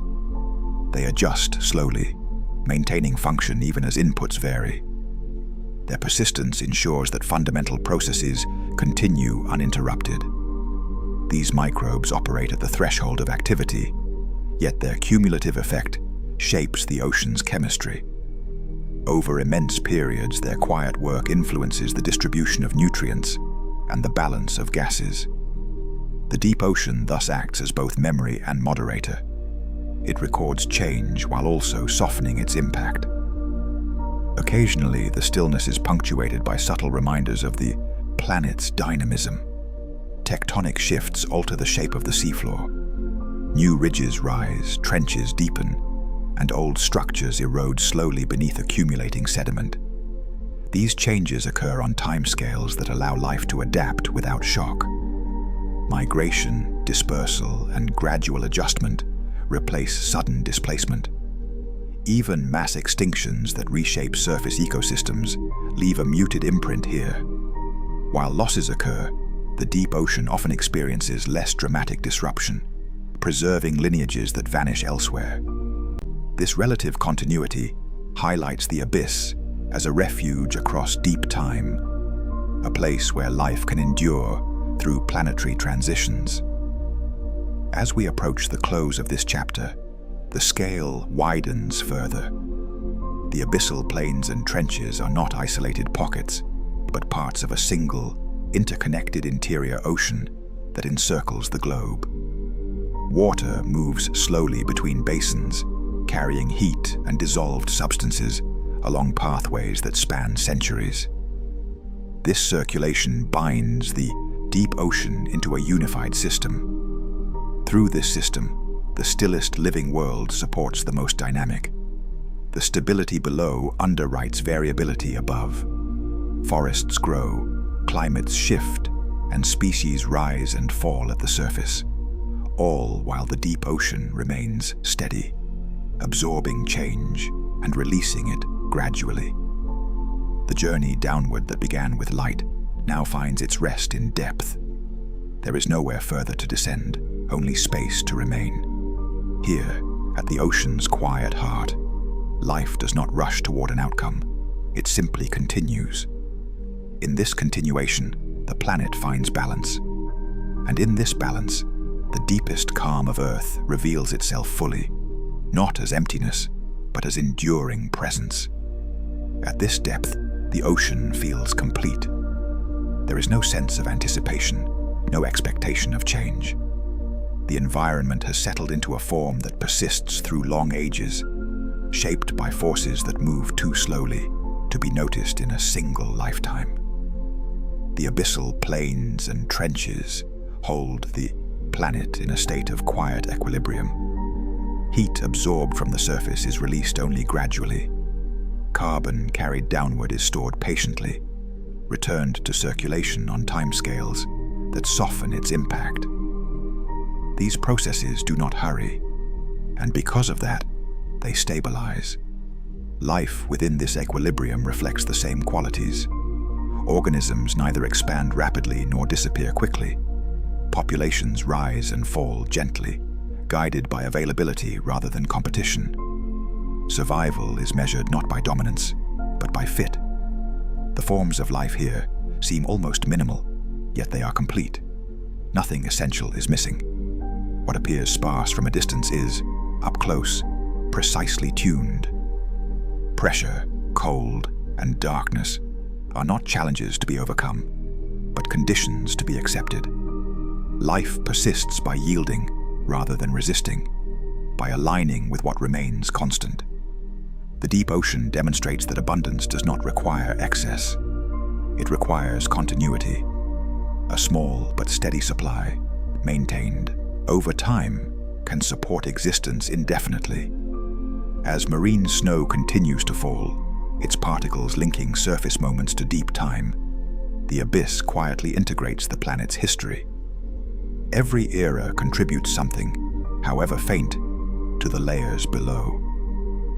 This integration creates a sense of wholeness. Nothing is wasted, nothing is lost. Change is absorbed and redistributed until it becomes part of the background balance.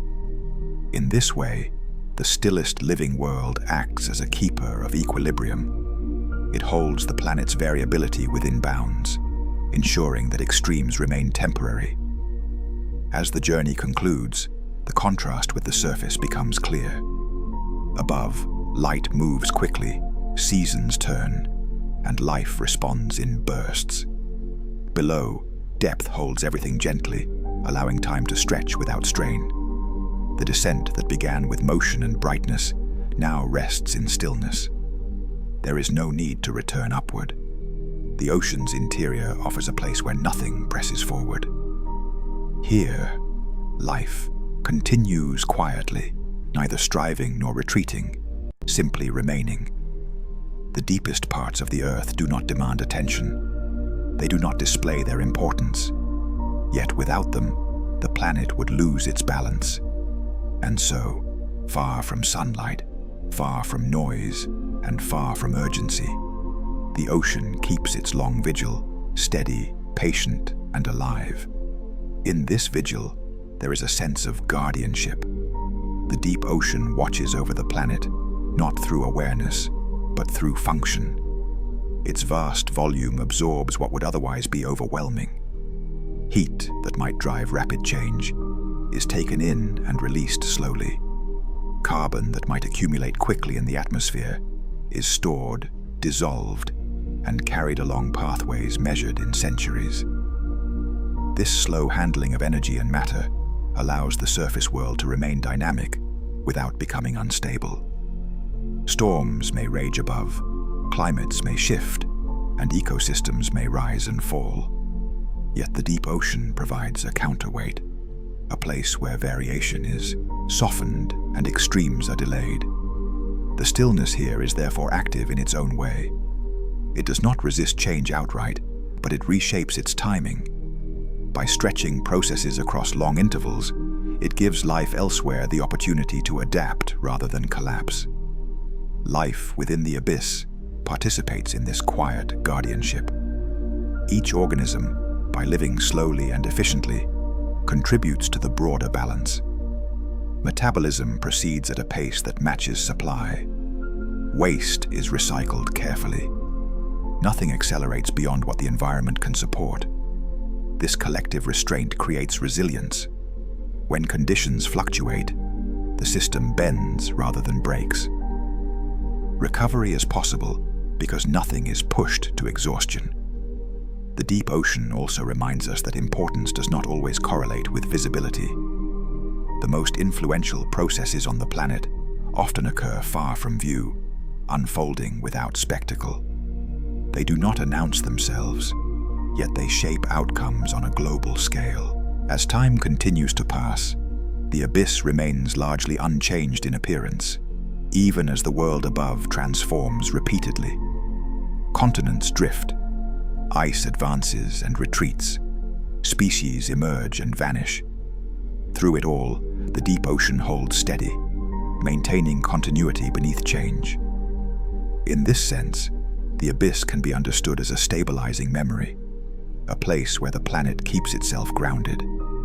It ensures that no single moment defines the whole, that change is always placed within a wider context. As this final chapter settles fully, there is nothing left to add and nothing left to anticipate. The journey has reached a place where motion is minimal and persistence is enough. Here, in the stillest living world, the earth rests within itself, carrying life forward quietly, without urgency and without end. Even in this final settling, the deep ocean continues its gentle work. Circulation carries water slowly from basin to basin, linking distant regions through pathways that take centuries to complete. A parcel of water that sinks near one pole may not return to the surface until generations have passed elsewhere. During that journey, it gathers heat, releases gases, and exchanges minerals, becoming quietly transformed. This movement is so slow that it feels almost like stillness, yet it binds the planet together. It ensures that no part of the ocean exists in isolation. The abyssal plains beneath one hemisphere are connected, through time, to those beneath another. The deepest trenches participate in the same circulation as the broadest flats. Within this circulation, the deep ocean acts as a long-term reservoir of memory. Conditions from past climates are preserved in dissolved gases and sediment layers. When changes occur at the surface, their signals reach the depths gradually, softened and delayed, woven into the ongoing balance rather than imposed abruptly. Life responds in kind. Adaptation unfolds slowly, guided by persistence rather than pressure. Organisms that endure here do so by remaining compatible with long-term averages rather than short-term variation. This compatibility allows life to persist through planetary shifts that might otherwise be destabilizing. The abyss thus offers an example of resilience rooted in patience. It shows that systems do not need to react quickly to remain stable. They can absorb change, hold it, and release it gradually, maintaining continuity throughout. As the ocean floor stretches outward beneath the water, it feels less like a destination and more like a foundation. Everything above ultimately rests upon it, physically and functionally. The surface world draws its stability from the depth below, even if it rarely senses that support. This relationship completes the journey that began at the sunlit surface. Light initiated motion and growth. Darkness slowed it. Heat introduced an alternate pathway. Stillness now holds everything together. Nothing more needs to happen for life to continue. The system sustains itself through balance alone. And so the ocean remains, deep and unhurried, carrying the planet forward through time, not by striving, but by staying.